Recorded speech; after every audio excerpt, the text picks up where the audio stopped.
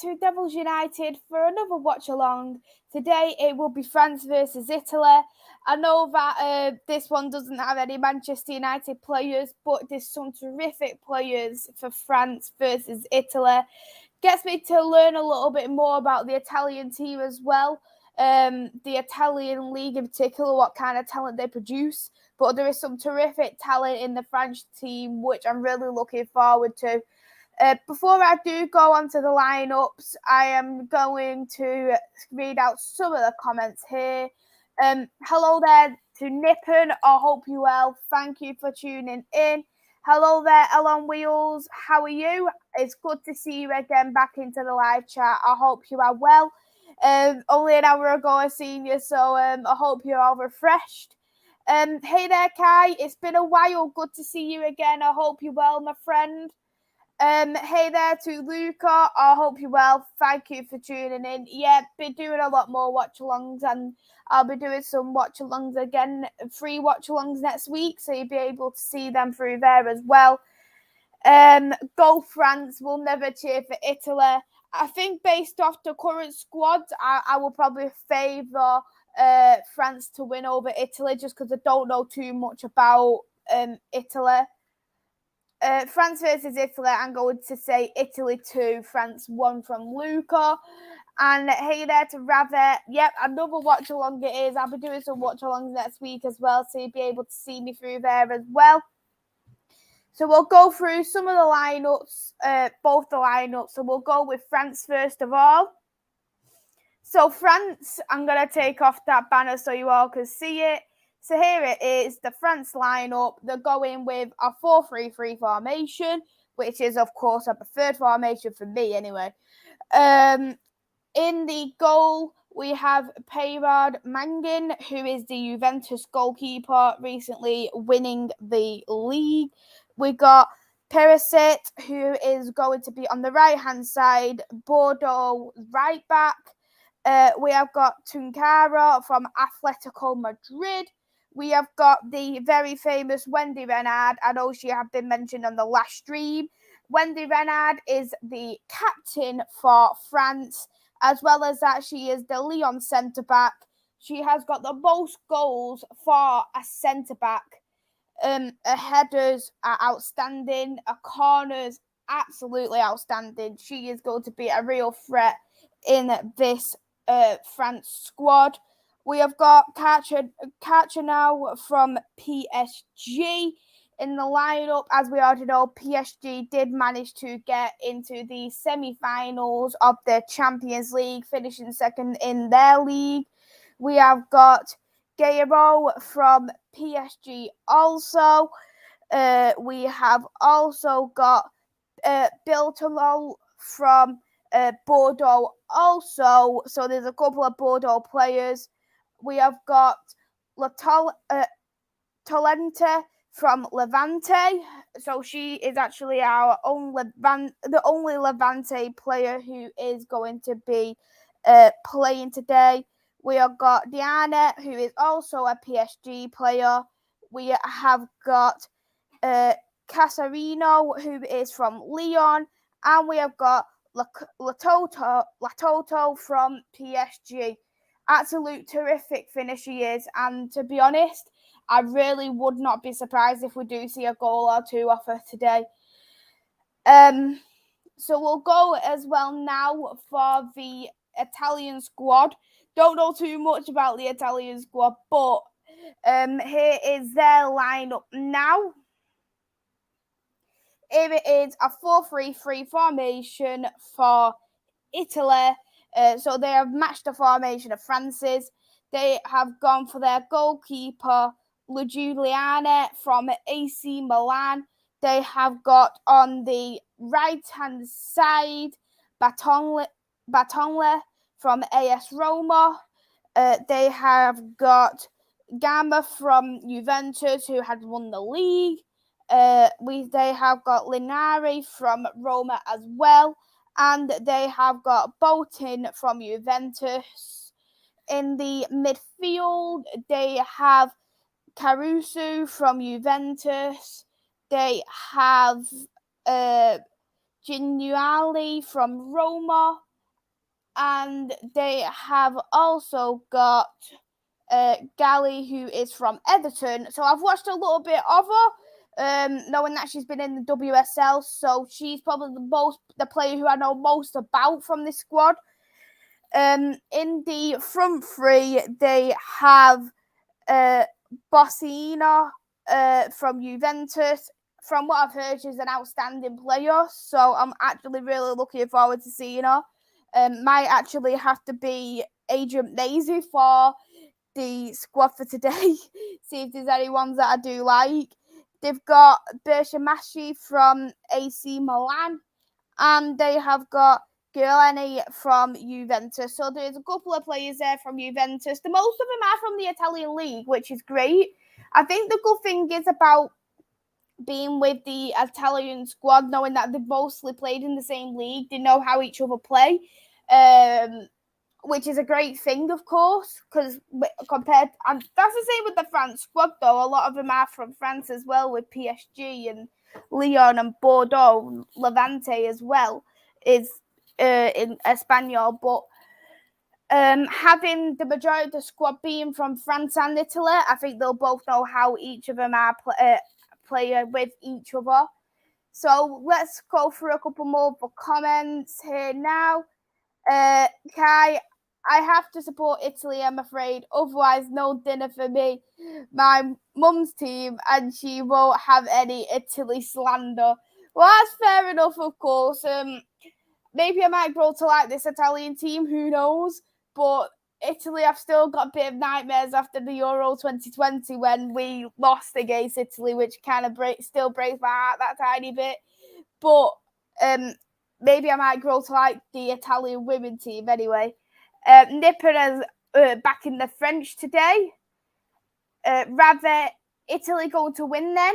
For me, I don't know. I don't know too much about them to say would they win the league, win the game, but France, they have got winners in this team. And it really wouldn't surprise me if they do get a goal or two into this game. The only thing is that with the squad that Italy has, I think they've got a good forward play. So if they do have them forwards who do manage to get over the likes of Wendy Renard and Tunkara, it's going to be quite difficult for them to proceed. I think most likely they'll probably have to use France's wide areas. Keep doing more content. I like watching every day. Thank you, Luca. It's just so I can show the lineups. That's why my face was not being shown. But I'm sure you'd probably rather see the lineups in a higher picture. Mays, bless up. Blessing with the quality content every day. Thank you so much there to you, Rather. Hey there, Talk MU. I hope you're well. Thank you as well for tuning in. Along Wheels, let's go with France United connection here, people. France all the way. Yeah, there is some connections from France with us. Also, of course, we've got Eric Cantona. We've got Priti Severo. I'm not going to mention the most recent players who's played for France, but we've got some good players there, at least, who is from France. And plus as well, I think France is going to be a very difficult team to break down. I think they have got the best chance of getting first into this group. And if they do finish first, they'll be playing the runners-up of Group C, which would either be Switzerland, Netherlands, Sweden, or Portugal. Hello there to just me. I hope you're well. Good to see you. I've not seen you in a while. I hope that you are well. On Wheels, the France have some internal problems. Let's hope they leave it behind and give it all in the field. And the thing is, what I was quite surprised with France, they actually did miss out on the Henri, because Henri is a Lyon player. She's absolutely outstanding. I watched a bit of Lyon this season, and Henri in the midfield, she is completely dominant. And to not bring a player like Henri through, I was really, really surprised. I think, and the thing is with Henri, she's a game changer. I don't know if a lot of people seen the Champions League final, but that Champions League final, and Henri scored an absolute stunning goal. It was terrific, but it questions me on why France would lose out on a player just like that. Italy and Argentina are the teams I would never root for. I think the teams that's fair enough, but for me, I probably, based off obviously my nations, I couldn't root for my nations maybe, but I'd always root for Manchester United players to do well into the team. I know these ones don't have Manchester United players at the moment, but if, for example, like the Netherlands, I'd back for Jackie Groenen to do well. If, for example, you look at Spain, I'd like Connor to do well as well. So it's just more for Manchester United. I'd like the team to do well as well. Hello to you, Reese. I hope you are well. Thank you for tuning in. Hey there as well to you, Chris. I hope you're well. I hope you've cooled down after your shift earlier on. Which Twitter did you send it to, Ellen Wheels? Did you send it to my Twitter or the Devils United Twitter? Just because I do actually use two Twitters. So let me know which one you've sent it on. And what I'll do, I'll have a look for you after the stream, which one I'll done it on. But what I'll do as well, I'll also put my Twitter in the group here. So if you haven't already, Ellen Wheels, I've just put my personal Twitter in the comments. So if you do prefer, you can always send it to that one as well, because my message requests are open. You rate the French defense? Yeah, I rate the French defense. I do rate Wendy Renard in particular. Just because I think she's absolutely outstanding. So yeah, I definitely do rate the French squad. How are you? I'm absolutely doing great, thank you. How are you? Just me. Nice weather, warm. Doesn't sound like the UK whatsoever. That's what I'm talking about. Yeah, I definitely agree. There is definitely some issues there with what they've done in terms of who they brought through. But I'm not too... under the same breath, I don't know too well about Italy even to decide how well they really are. Chris Kavanagh is going to be in VAR, which is not always great. Never Italy for me. I hate the Italian mentality with a passion. It would be class if the women could win an international trophy before the men's. Yeah, so I know you made mention about Italy. With Italy, they have actually never won the Euros for the women's team. The furthest they've ever got is runners-up. And with England, the furthest we've ever got is runners-up in 2009. So it's been a long time since we've actually got into the final, and it'd be brilliant, absolutely brilliant, if our England team could actually get win the Euros. We did win the Arnold Clark Cup. I know it's a domestic cup and all, but I'd rather win a trophy under Serena than win nothing. And she has said, I want to be here to win trophies. So I definitely believe that's what she wants to do. And Serena as well, which is brilliant. She has actually won the Euros for the Netherlands. So we know that she's got that winning mentality, you know. Too hot. Yeah, it is far too hot. Honestly, it's so warm. Will do. I follow you as closely as I can. Perfect. That's great. Let me just see if you have...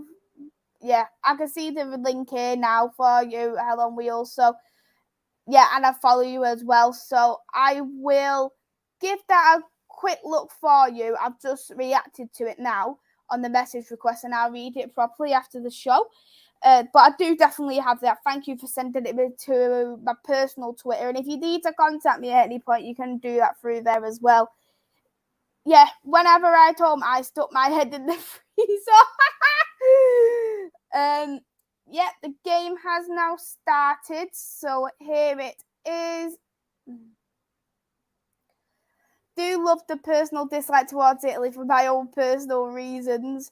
25 degrees right now, absolutely insane. Yeah, it is far too warm today.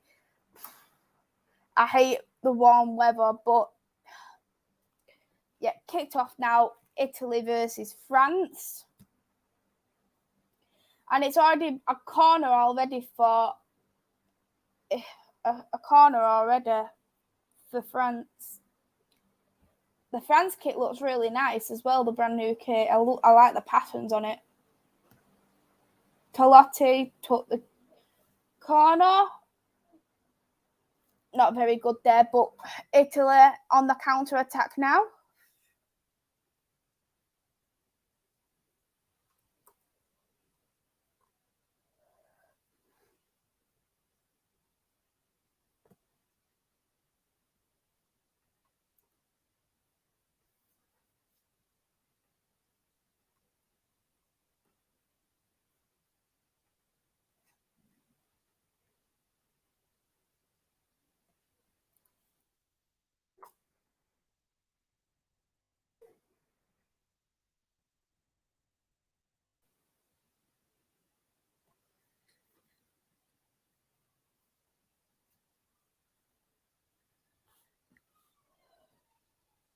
Well done there, France, from picking up the possession, but it's gone out for a throw-in.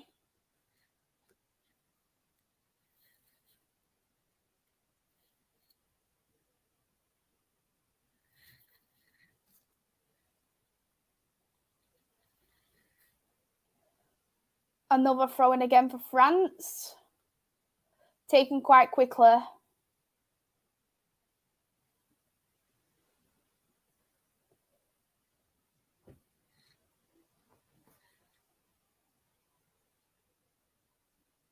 Good save there off the goalkeeper. It's in the box for France. Long shot. It's gone now for a goal kick.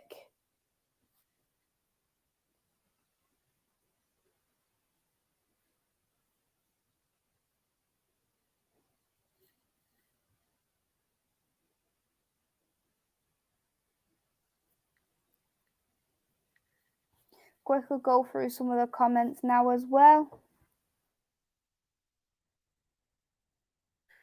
I hate the heat.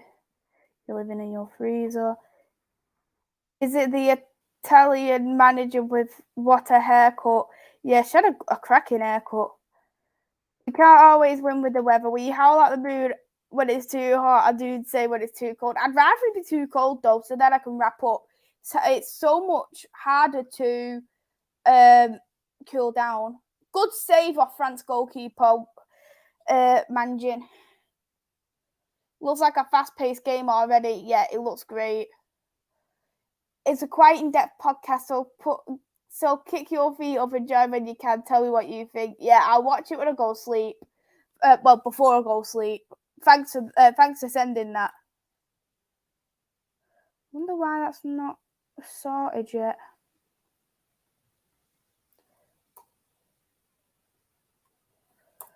Corner taken. Good defending there by France.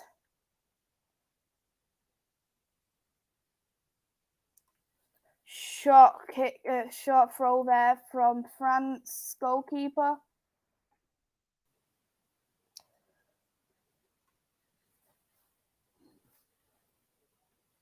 Haircut. Hey there, I hope you're well. Thank you for tuning in. I haven't watched too much about her, if you want me to be honest. I know little parts, but I don't know very, very much about her. You'd have to tell me more about her, what you think about her as well. Yeah, the game definitely Both have started very quick. And they're doing quite long crosses as well.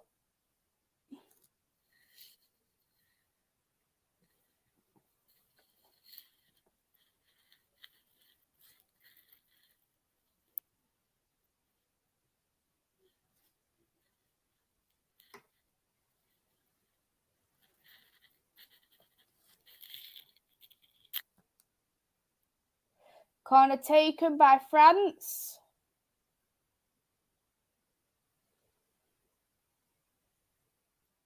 Nothing done with the corner, but they've crossed it back in, straight into the goalkeeper's arms.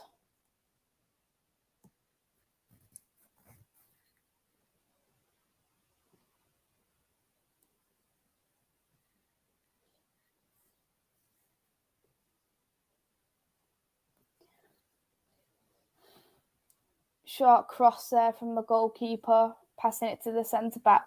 They still keep possession, Italy. However, you can see what France is trying to do with the press. And that's exactly what you need to do.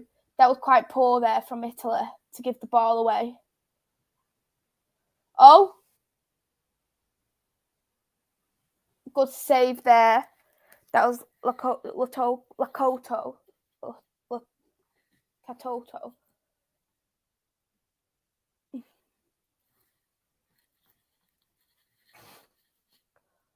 Is the key for everything that goes through Italy from the attacking sense. Interesting. I'll have to definitely keep a good eye on her. I'll trade you the Norwegian rain all day. Heat is good. Western Norway is just like Manchester weather. It's like Manchester weather. Good luck. France need to keep them triangle passes going. I agree. I think France will win the match. I'm going to go 2-0 France. Yeah, everyone put the score predictions in. Because actually on my prediction show, what I've done with Andy and Chloe, I did predict France 2, Italy 1. I was actually close for Iceland winning if it weren't for that penalty from Iceland. But we'll touch on that a bit later on, maybe, if we have the time. Good possession again from France. They're picking up the ball very, very well.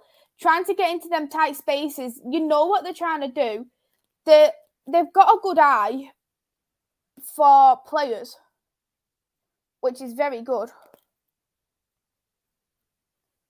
Wenard. Tunkara. Wenard again.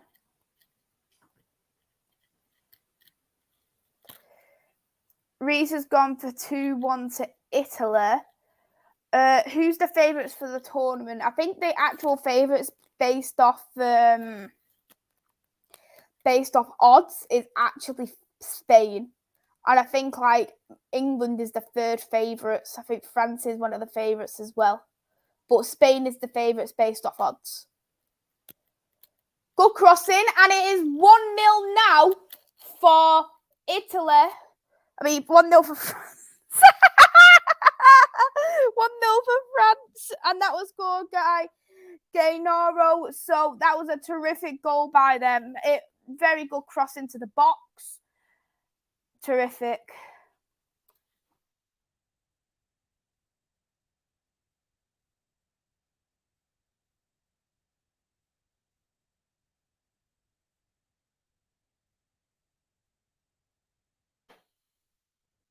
Yeah, that was a stunning cross into the box there. Nothing they could really do because that cross, it hit Italy there. So it obviously stopped Toto from getting it. But it was brilliant there from Gainoro. So yeah, it was a great goal overall. So I've updated it now. So quite early on, France has got the lead.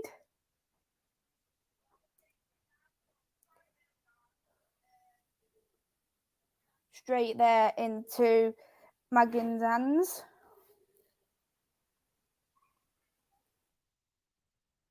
2-1 to France. First goal will win this, I think. Yeah, that's exactly what I predicted as well.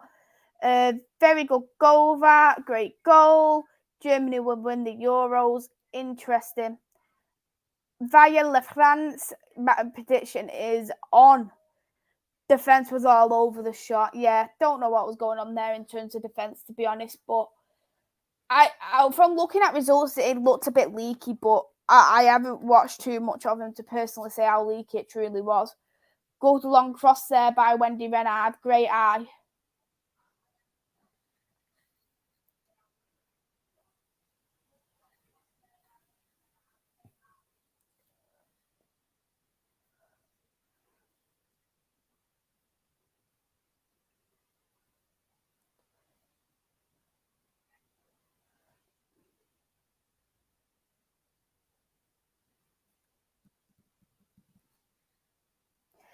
Hey there, hope you're well. I'm going for 2-1 for France. So as it stands, it's looking well.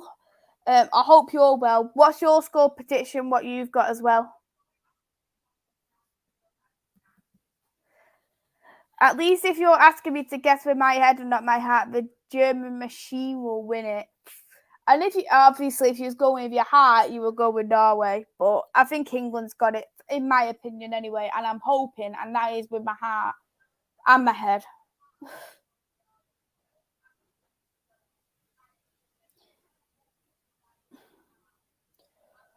France is keeping quite a lot of this possession.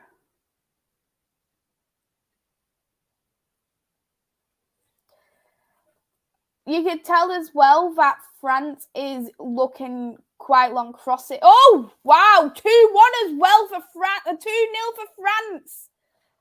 That Toto has scored brilliant there from France. So it is 2-0 for France. You can literally see here France is exploiting the wide areas of Italy. So Italy need to be extremely careful into this game now. But we can't fully rule out Italy yet, just because we are seeing it yesterday where Switzerland was 2-0 up earlier against Portugal, and Portugal still managed to nick 2 back at the second half. So we don't know if that is going to happen, but I think it was very poor defending there from Italy. The goalkeeper should put it away, but where is the Italian defence in all this? They should be marking each player near that box, and you cannot leave Katoto unmarked. Not a chance, because you will get punished. And this is what happened. They got punished.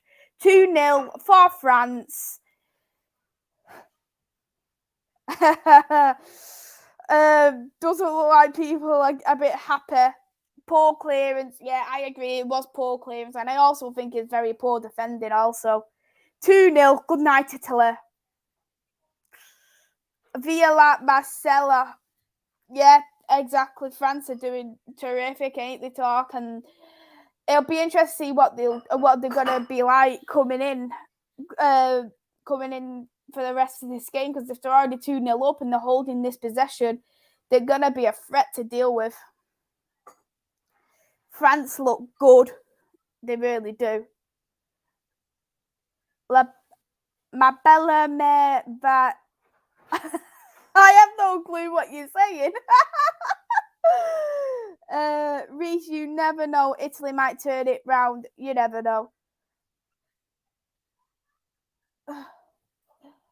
Okay.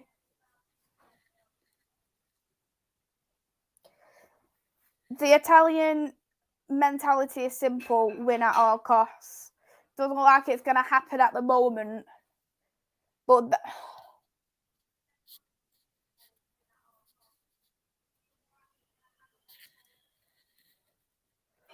she's terrific. And me and Chloe's actually got our goal scorer now as well. Speaking of that, so I'm going to put that. Both me and Chloe said that she was going to score. Well, she was guaranteed to score. So me and Chloe has actually already got our point for that. Maisy, I said my mother-in-law will be very happy. Oh, that's sweet. Is she a supporter of France then, I'm guessing?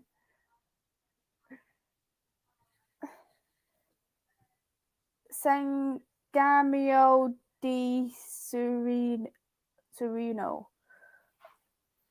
What does that mean as well, Reese? Don't have a clue what it means.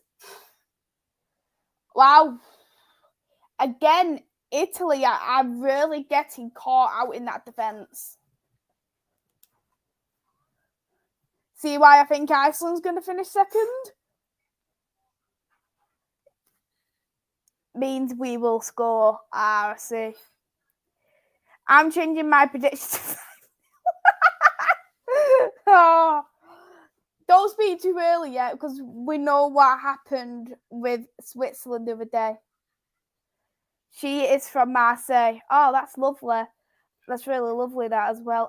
I think I remember you telling me actually ages ago. But oh yeah, that's really, really lovely. So I can see that you've got that bit of French connection. Gennaro is down. So it looks like it's going to be a free kick for France. And a yellow card is actually coming out as well for Bolton.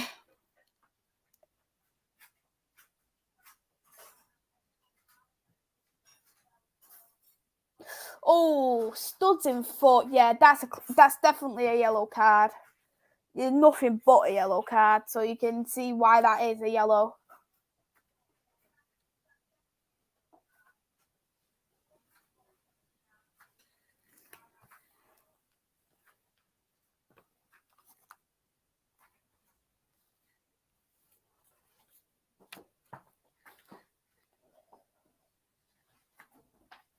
I bet they'll aim for Wendy Renard for this free kick. No. Italy keeps the ball. Good win back there from France. Gonna cross it in. No, not yet.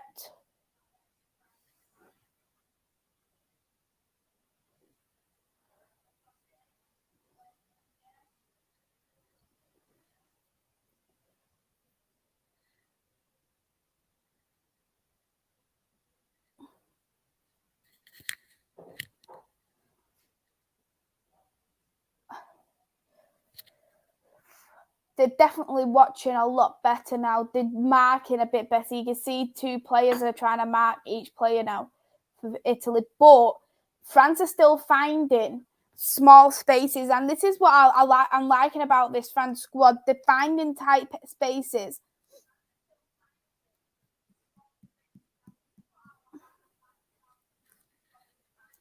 Hey there, Helen. I hope you're well. Thank you for tuning in.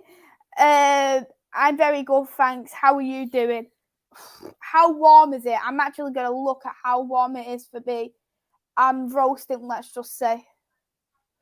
It is 24 degrees for me as it stands. Too warm, let's just say. Corner now for France. That was a poor corner, but they still kept up the possession.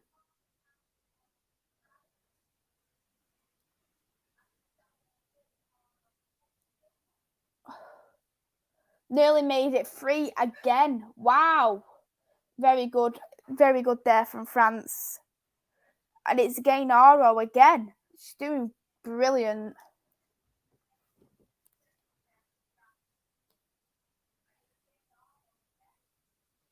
It's going to be a goal kick for Italy. I'm very warm in this scorching heat. Yeah, I am roasting, honestly. I've been struggling to cool down all day. I'm in my shorts and football top. I'm still boiling. Pre-season starts for us on Tuesday, and that's actually against Liverpool. And to be honest, I'm really dreading it. I must be honest. I think you'll win against us, which is not even going to be difficult. But I think we'll get to see some more talent from Manchester United if some of the youth players are ready. And I'd like to see a bit more of Garnacho, to be honest.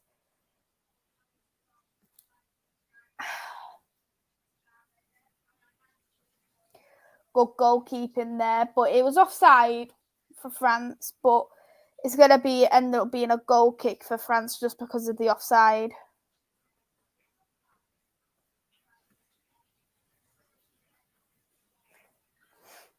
24. Honestly, I literally, like, if I was abroad and I was on a 30-degree, I really would not mind. It's just that when you're at home, it's so humid and so sticky.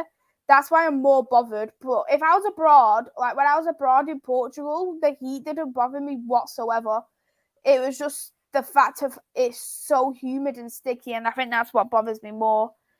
Hey there, Matt. I hope you're well. Thank you for tuning in. Good to see you.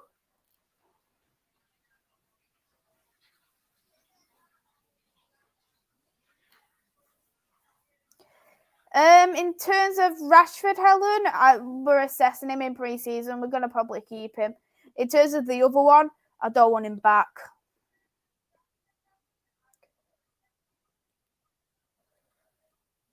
La Toto. Oh, it's going to go out there for a throw-in for Italy.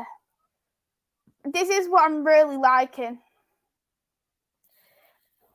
The findings, the watch for players is terrific.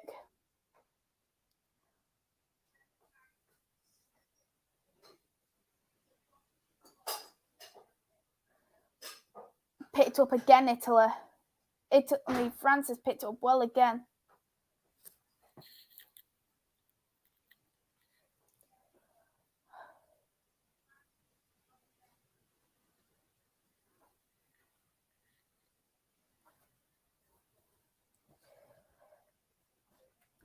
All the Italy players are in their half. They can't get out of it.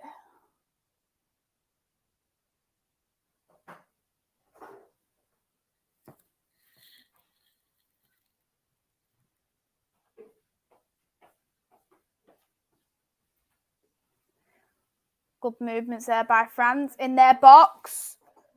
Wow. How did they not make that 3-0 then? I really do not know. That should have been well and truly in the net.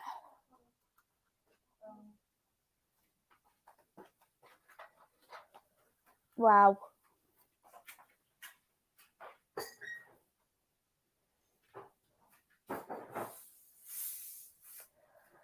I am enjoying the simple but elegant movements on and off the ball from the French. We are stuck and cannot counter. Exactly, because when you counter, you're passing the ball quite quickly to France again, and then France are keeping the possession. I watched a bit of the Belgium game. I was doing a stream for the majority of it, so I watched a little bit of the second half, and to be honest, Iceland did look the better team, in my personal opinion anyway. France started well. Yeah, they definitely did start well. And they're still continuing to play well as well, France. So I won't be surprised if this could even be 3-4-0 coming up. Latoto faith to be top goal scorer, 1 in already. Yeah, exactly. And me and Chloe actually predicted it to be a guaranteed goal scorer in the predictions. So we've already got that. If I want humidity, I'd go and sit in a sauna. But yeah, in general, it kills you. Exactly. In a sauna, you can't even sit any more than 3 minutes without feeling dead warm. Wow.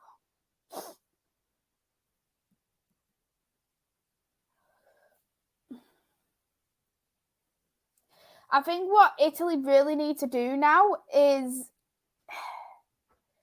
when they do have the ball, they need to be a bit more effective in the passing, because they'll have a couple of passes and the ball's given away.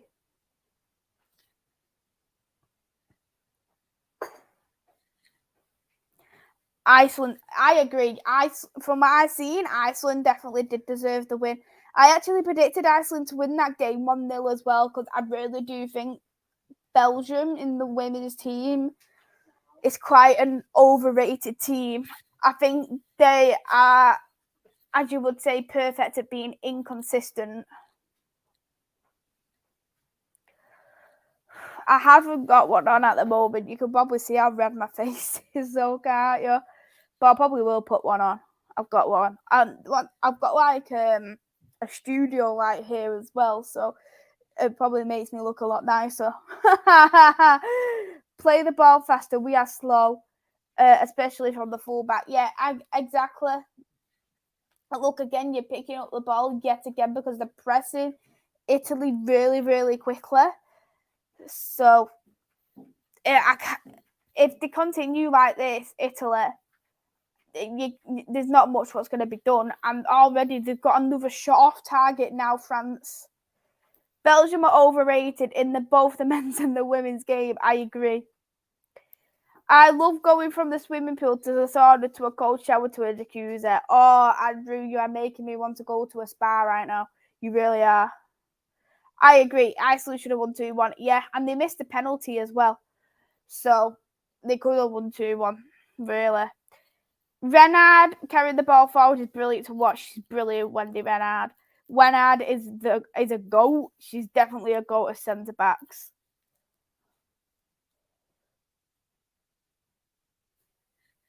Good defending there by Italy, but it is going to go for a throw-in. Was going to be taken by Pericetta.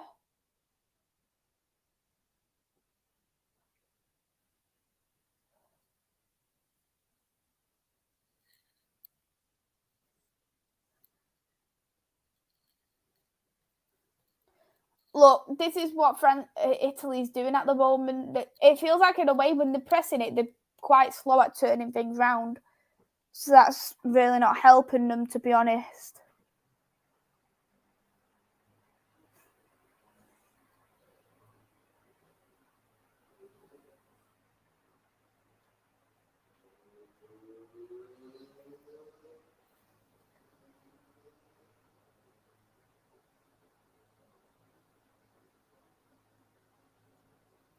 Yeah, definitely a free kick there for Italy.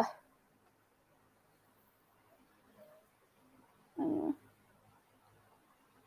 join option. A join option. I think that's for people who have memberships. I haven't got a membership option yet, but when I do, there will be a join option eventually. Iceland's penalty was weak. She telegraphed that shot. I haven't seen the penalty, so I'd have to see what it'd be like. Yeah. Casarino is absolutely outstanding player. She was definitely one of the main players at Lyon last season. She's great, absolutely great. France, they have snuffled of any of Italy's attack. Exactly. Italy, they need to take what they can, and they've got a corner at the moment. It was great defended by France, but Italy has still kept it. As long as they cross it in quickly, which they failed to just do.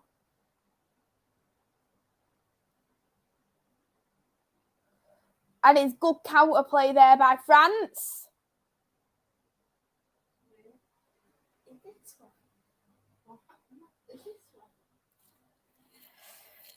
Italy managed to eventually break down the counter attack there.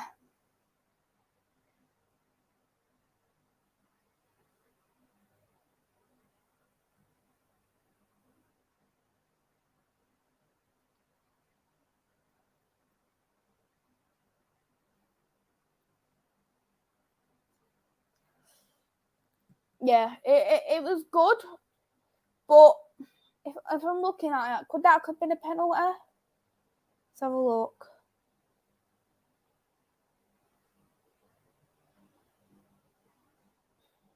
No. Weren't enough for pens. But it's going to be a free kick for Italy, which they need to take advantage of. And this is what they need to do. They need to take advantage of these.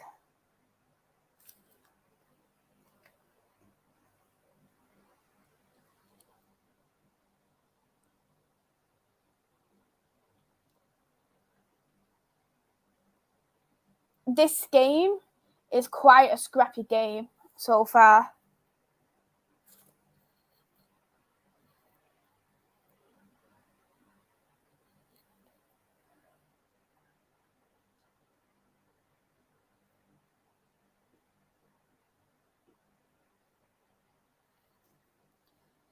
Very scrappy game. I think it's probably because it's two of the best teams there in Group D. They're wanting to get both. It's the first game there as well, and you're wanting the best.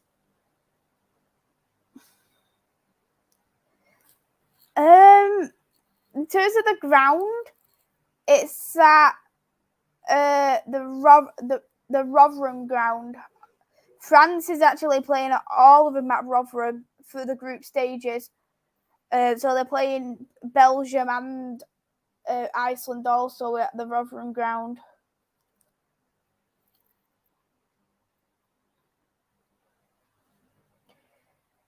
Doesn't look like the 4-3-3 is working for Italy. No, I think maybe they need to fix up that formation, perhaps.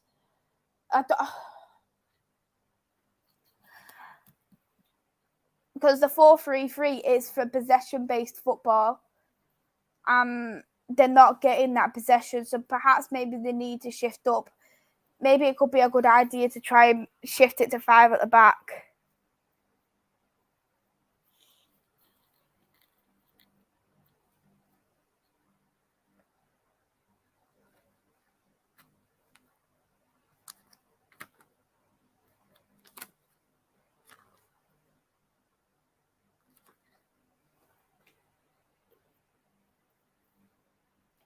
I believe it is that one. I don't really know too many of the grounds in Rotherham, to be honest. Thank you so much as well. Means a lot. Yeah, I was thinking 5 at the back might be a good idea. Just but under the same breath, I don't even know what works for the team. So I don't really know too much about them, but they need to be as pretty defensive now coming into this second half, because they can't afford to lose any further than what they already are. 5 at the back with no pay.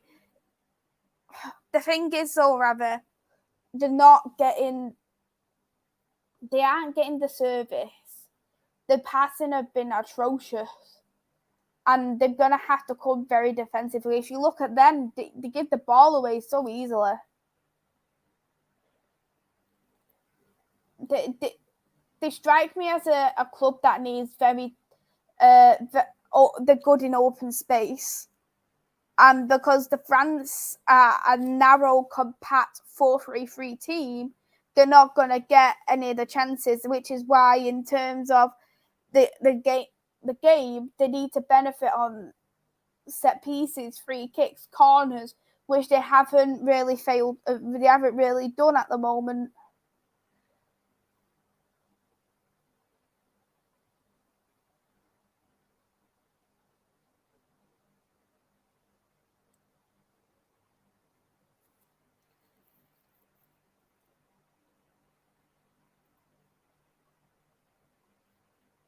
That was very good movement by France to keep hold of the ball. Great skills.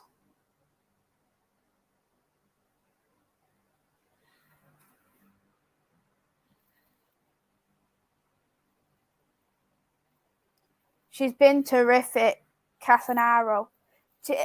She's probably been the best player of the game so far.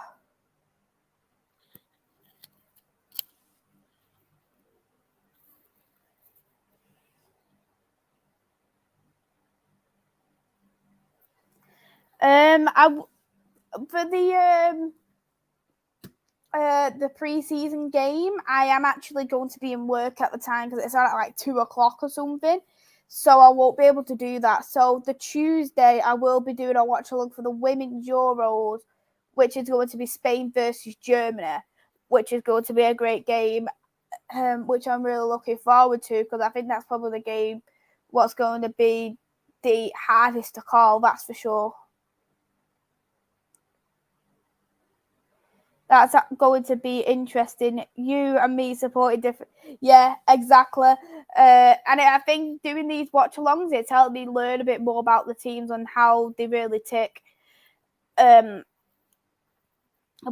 I think doing like the Spain-Germany watch-along, I think that'll be great. And also Netherlands-Portugal, I'm looking forward to that one. Just because Portugal was so good in that second half. And if they're able to come out how they did for that second half, it's going to be great. Yeah, it does suck, but I'll try and probably find the live stream somewhere whilst I'm working, fingers crossed. I work from home Tuesday and Thursday. Lucky, I work in the office Monday, Tuesday, and then I work from home the rest of the week. But when I start my new job, I'll be in the office most days. Just Fridays, I'll be at home until I'm fully trained. That was quite poor with distribution there.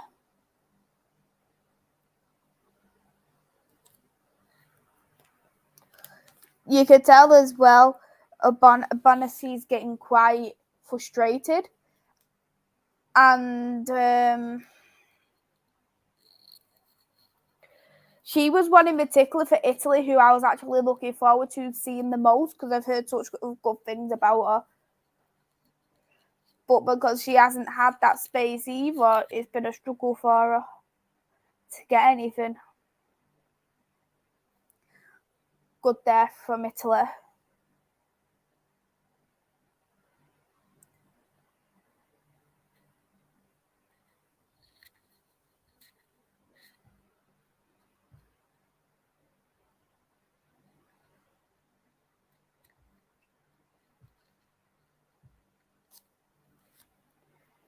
Yeah, definitely. It will be good, and thank you if you could send that. That'd be really appreciated too. I'll probably watch it because I'm gonna get my eyebrows done on my lunch, so I'll probably watch it walking to get my eyebrows done. France, yeah. France seem to be decent in the men and the women's game. Definitely seem to be a lot better in terms of the women's, that's for sure. I think the men can be quite predictable from time to time. And they heavily rely on the star players like Mbappe, Benzema as well. France are big physically, yeah, because Wendy Renard, I'm sure she's over 6 foot. And that gives that advantage for France having them tall, strong defenders just like her.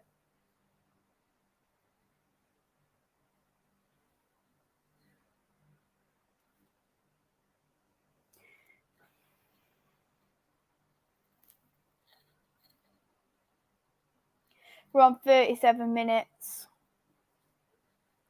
Inconsistent as my wife. That is true. But ever since I've moved over to different Wi-Fi, it's been less inconsistent, I'll be honest. It's turned a bit like Argentina Wi-Fi.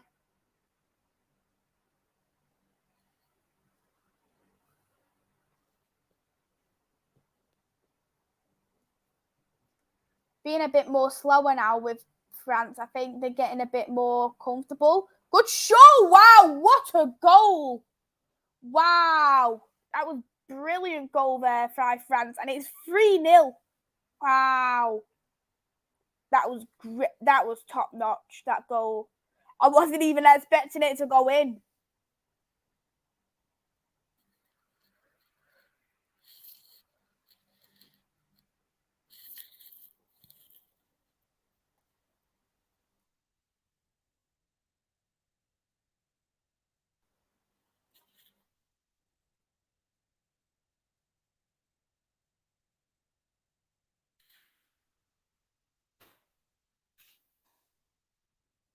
Just going to update the score for you now. That was a brilliant goal there from Casenario, and that's on the 38th minute. Brilliant, absolutely brilliant. You know what? She has been definitely a standout player for that France team. I think she's been great with her crosses. She has completely dominated that left-hand side by a mile.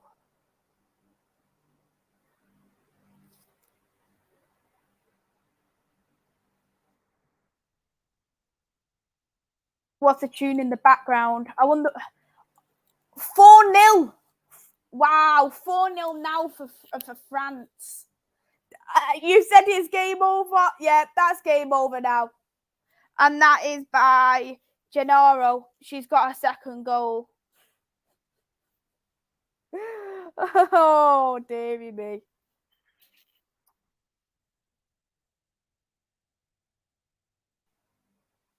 Deary me. France is getting destroyed. Italy is getting destroyed today. There it is, updated again. Wow. That was so poor by Italy. The goalkeeping absolutely poor. The defending even poorer. Italy truly need to fix things up at half-time. I won't be surprised if they make a sub or two either. And this game, it's been the strongest game at the moment as well. They've already equalised the highest amount of goals in a game, and it's not even half-time yet.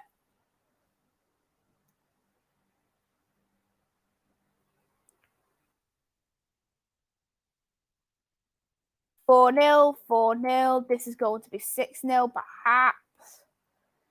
Yep, her technique is absolutely amazing. Coutinho-like goal. Oh my god. I don't think they're related, Helen. Don't think they're related. Italy play high line at the back, costing them exactly. When it's two possession-based teams together, one of them's going to get hurt.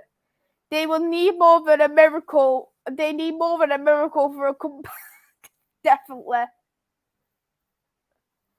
This is looking like the women's version of Italy-Brazil if France keep it up. Training game for France, 100%. This is a training game.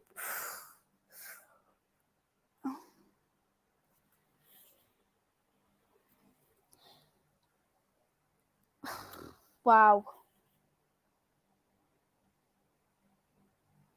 No one expected this score lineup anyway, coming into halftime. I would have expected it to be a lot more tighter, but two possession-based teams, one of them seriously going to get hurt.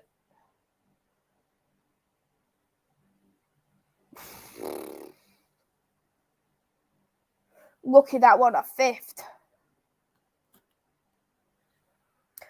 And that was going to be by Diana, PSG player. You did call it. You did call it. But could be even worse. Could be 8-0. But they put themselves in a very strong position for half-time, that's for sure.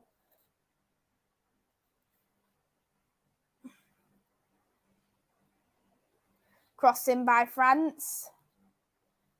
That's going for a throw-in now for France. 3-1 was my prediction. I predicted 2-1. Germany, Brazil, when Germany beat them 7-1 in the World Cup. Wow, it could actually get into that kind of scoreline yet again. Who knows? This could be the team you don't want to play. Extremely lethal. They are very lethal. I didn't expect them to be as lethal as this either. Hey there, Solo. I hope you're well. Thank you for tuning in. Italy need a miracle to come back. Geez, I agree. Still have Germans as outright winners.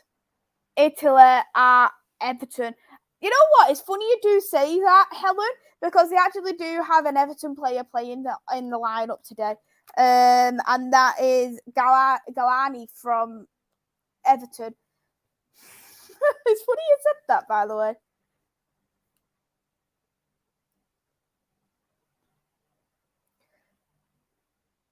I look at this as well, and I do think to myself, is the Italian league as developed as what people think?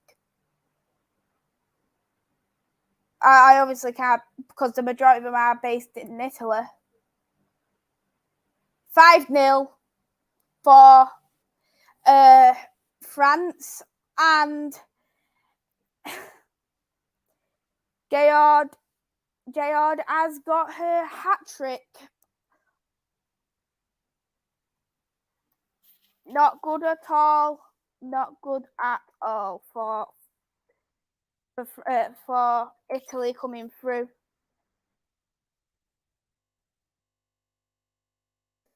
5-0. Oh my God. That's the risk when you play Highline. You get caught out on the counter. Exactly. And that's exactly what's happened. Yep. Again, same player. She could even get gold boot. Who knows? 5-0 hat-trick hero. Yep. Germany, France, top 3. Exactly. Italians won't want that half time. Yeah, exactly. She had miles of space. She did. It's 1 minute additional time as well now, probably because of a couple of free kicks they've had.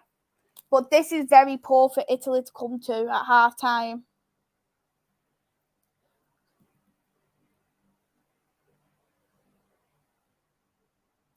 They're just going to pass it around now, but some outstanding play by France. Absolutely outstanding. This would have been a good game to go to live as well. Yep, and it's half-time now for France versus Italy. So for me, in terms of half-time, the first half, what can I say? France, they have well and truly dusted this game in 45 minutes. Outstanding play from Gennaro, Kakoto, and also Casarino, who plays for Lyon. For me, I think the passing was so silk. They were so ahead on the ball, and I do genuinely think that the IQ levels which Italy had were so good. You could tell that I always say players like Mata have got such a good intelligence of the ball, and that's exactly what I think France had. They was able to find them small spaces, use them spaces well, using great skill to have great power so they could keep hold the possession of the ball. And with Italy, they used the 4-3-3, and their 4-3-3 did not work whatsoever. They were very sloppy in terms of the passes, and we knew by the time it got to 3-0, they needed to be very careful in what they're doing. You would have thought in particular that Italy would have potentially changed the formation or made another substitute, but there definitely needs to be a substitute coming on at half time because they can't continue like this. They need to switch things up. Look at the goals, what's being shown at the moment. There's so much space, so much space. We've got Reese here, who's going to be talking about the game. Hey Reese, how are you? I'm all right. How are you? I'm good, thanks. So, what did you think of the game? Awful. I can say that I like it. 100%. What do you think went wrong for Italy? They're not putting any pressure on the French. The passing's very slim. And also in attacking sense as well, they're not actually creating enough chances. And it's reflecting in the performance by the French. That the French are just completely suffocating them. There's nothing they can do about it. And to be fair, I don't blame them. I had to resort to alcohol. That's how bad it is. You barely drink, so that just says a lot. And what you've had to resort to alcohol. Yeah, exactly. Well, how do you think I felt after that Euro 2021 final then? Well, that was entertaining, at least from that sense. This is for you, but not for me. Yeah, we'll call this. What's the best way to do it? We'll call this even. No, we won't because it's not England. But I will admit though that's an absolute brilliant performance though by the French. The French are completely at it. I do have one concern though from the French is when they are passing the ball around, they are passing really well. but I think they're taking far too many touches with the ball. Like, even from a sense, even though they're already 5-0 up, they're taking too many touches with the ball. Whereas the Italians, obviously, their sense, they're taking no time with the ball because it's being completely suffocated.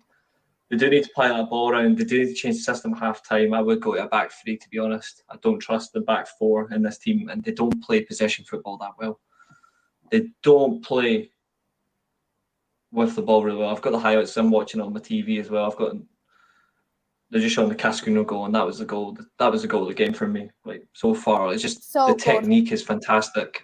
Yeah, the technique is brilliant, and the one thing that's a reflection of that is the Italians are leaving far too many space. The back four just isn't getting enough on it, and you can see when the pressure's coming from the French, whether it be from the back or the front, like the carrying of Renard, for example, when she hits out towards Cascarino, or where it goes towards Gaylord in the midfield. The Italians are not putting immediate pressure on them. They should be at it straight away. A team that's renowned for defending, especially from the Italian sense, is not reflecting this game where they are being caught so easily. And that is a major problem for them. In the second half, they're probably going to concede another 4. The way it's playing right now, I wouldn't be surprised if this does finish with 9-0 France. I wouldn't be surprised. But all in all, from an Italian sense, I am extremely disappointed. Very disappointed. Well, I suppose from a German point of view that you was very happy the other day, so you have a mixture. At least one team isn't letting me down, eh? I suppose that's one thing. At least one team isn't. Yeah, absolutely. But I know you did touch on Wendy Renard slightly, and I wanted to touch on her, what you thought of her performance, because for me, it felt like she was so ahead of everybody else. She reminds me a bit of how she plays is a bit like Mata and Matic. She's ahead of everybody else. She's pinpointing then kind of players of what she's doing. Her intelligence is superb. It's incredible. It wouldn't be surprised the way she plays that she could get player of the tournament if France go far. Just because the way I was looking on the back of her shirt, Andrew, that's why I said that. So that's my fault for not reading it properly. In terms of Renard, I don't see a lot of her, so I can't really comment on her enough. I've watched a few Lyon games. I am guilty. Yeah, but what I will admit though is I do love her way she carries the ball, especially from the distance as well. Like that pass as well, like 45, 50-yard pass that she hit. Honestly, God, it's one of the best passes of the ball I've seen so far. What I do think, though, is I know you've said this as well, is because she is an older player. The one thing that she's yet to be tested on is pace. But she doesn't really need to worry about that because Girelli's not getting any play from Galli in midfield. Caruso has been non-existent. And the wide players around her, the wingers, are doing nothing. The fullbacks are stuck in their own half. Italy are basically right now having to defend with 10, keeping Girelli up top on her own.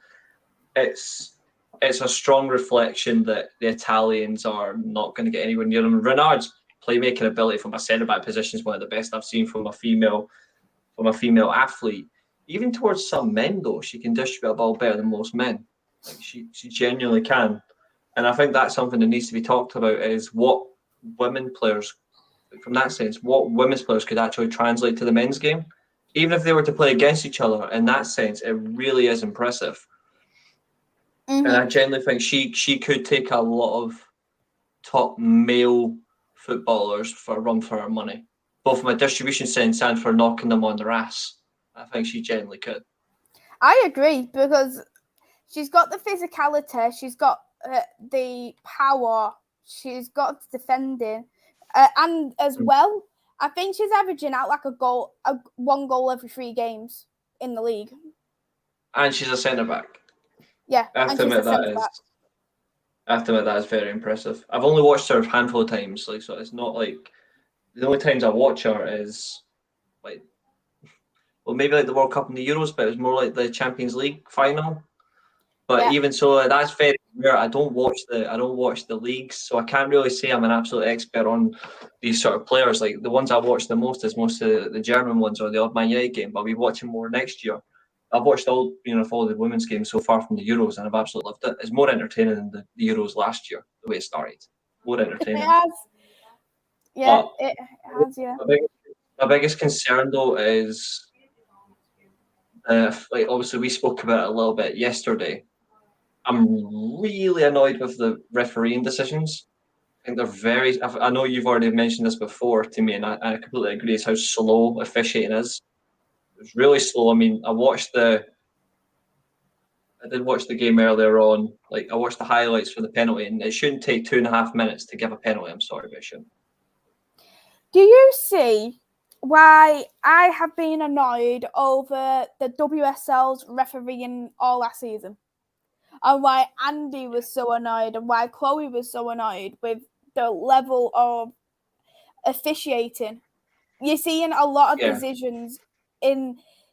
I think, in my opinion, is VAR is a good thing in terms of certain things, but when you have got referees who can't referee, because the referees what we have in the WSL, for instance, they're on level of League 1, League 2 refs, and that is supposed to be top flight women's football. And if you're having I'm not disrespecting League 1 or League 2 for people who are watching, but if you are going to be doing the Euros and you're supposed to be in the VAR, you need to have that high level of refereeing, and none of the players, none of the referees are like that. And as well, you want to bring male referees in for VAR, but you're bringing Chris Kavanagh through. Exactly, and that's a strong reflection of the refereeing. And to be fair, I don't think you're being too harsh. I don't think you're being too harsh at all on the quality of League 1 and League 2. I don't think you are, because to be fair, VAR isn't in those leagues. So if anything, you're right. It should be top level officiating. Although when you bring in top officiating and you include Chris Kavanagh, then you really need to give your head a wobble, because he isn't top level officiating. If anything, he couldn't even manage a Scottish game. Like, that's genuinely how bad he is. But it's a strong reflection. I just noticed like Serena Weigmann's actually on my TV as we speak, so that just says where I am in terms of like BBC iPlayer watching it from the TV. But yeah, you're a little bit behind me, so you're basically watching the best manager in the Euros at the moment. I'll say joint best, all right, and that's all I'm sticking with you. I'm leaving it at that. Joint best for a reason. I'm not giving that. I'm sorry, but I can't. I can't. Well, she's actually currently the Euro champion. Absolutely, she's done really well with England all week. I think that's your players aren't your biggest strength. It's her. The fact that you've got somebody who's actually won something. Because, well, to be fair, look at the managers you've had beforehand. I mean, Phil Neville says it all. But Serena seems to be in control of the team, and I think a good test for her tomorrow is Norway. I think that's a very interesting test. I mean, Hegerberg back on another road to recovery. Obviously, she won the Champions League final. Was brilliant in the Champions League final, and now you're in this road to recovery where she's now in the European Championships for her country. Is she going to be the player that Norway really want, or is it going to be something else? That's what I really want to expect. But in terms of just back on the Dutch, for example, and the coach, I watched the highlights last night because I was watching a watch-along. I went back and watched the highlights, and the one thing that I said that you were completely spot on about is passing. Yes. The level of passing yesterday, it was like watching a Sunday league game. It was not great at all. You watch that game and you would not think that is the current Euro champions versus the highest ranked European team in the world. You would not Hands think down. that for a split minute. And it does make your mind boggle in terms of like highest rated European team, and then you look at the rankings, you're like, who is this? It's not Germany, it's not Spain, it's not England, it's not Norway, it's Sweden. And then you think and then your head going like, men's team average, women's team, holy crap. Very, very entertaining side. And when I watched highlights back, I was like, that result is not what I think it should have been. I'll be honest with you, I thought it should have been 2 or 3-1 to Sweden. I don't know what you were thinking on that one, but I think Sweden should have pummeled them. I think based on chances, Sweden should have had it, but I think it was a fair result because neither of them deserved 3 points. Mm-hmm. In the end, yes. In terms of what chances they had, I think they had the better ones. They just didn't take them. And Andrew's spot on. Germany versus Spain is going to be fire. I am buzzing for that game. I actually predicted 3-2 to Spain on that game. Went on my prediction stream with Andy and Chloe. Yeah. And now I'm semi-regretting it, can I just say, because they're missing out on Alexa and Jenny Hermoso, and they're their two best players. Like, you're going 3-2 Spain, I'm going 3-1 Germany.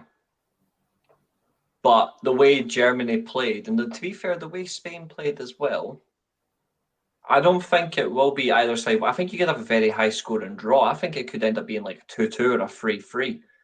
But the way the Germans played in match day 1 against Denmark, I don't see Germany conceding a lot in this tournament unless it's against a very efficient striker. Alexa's not around, so it's not going to be her. They don't play Hegerberg until potentially the semi-finals, the final. Actually, it would be the final because I'm pretty sure in the semi-finals it would be the winner. The winner of Group A plays the runner-up in Group B. It'd be Germany-England in the semi-finals, depending on how their groups go. So it would be the final against Norway if they make it. So that says, really?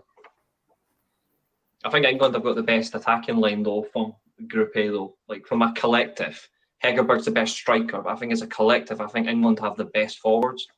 And then Group B, I think Germany have just got the better team, but Spain are they're the favourites because this German team is still rebuilding.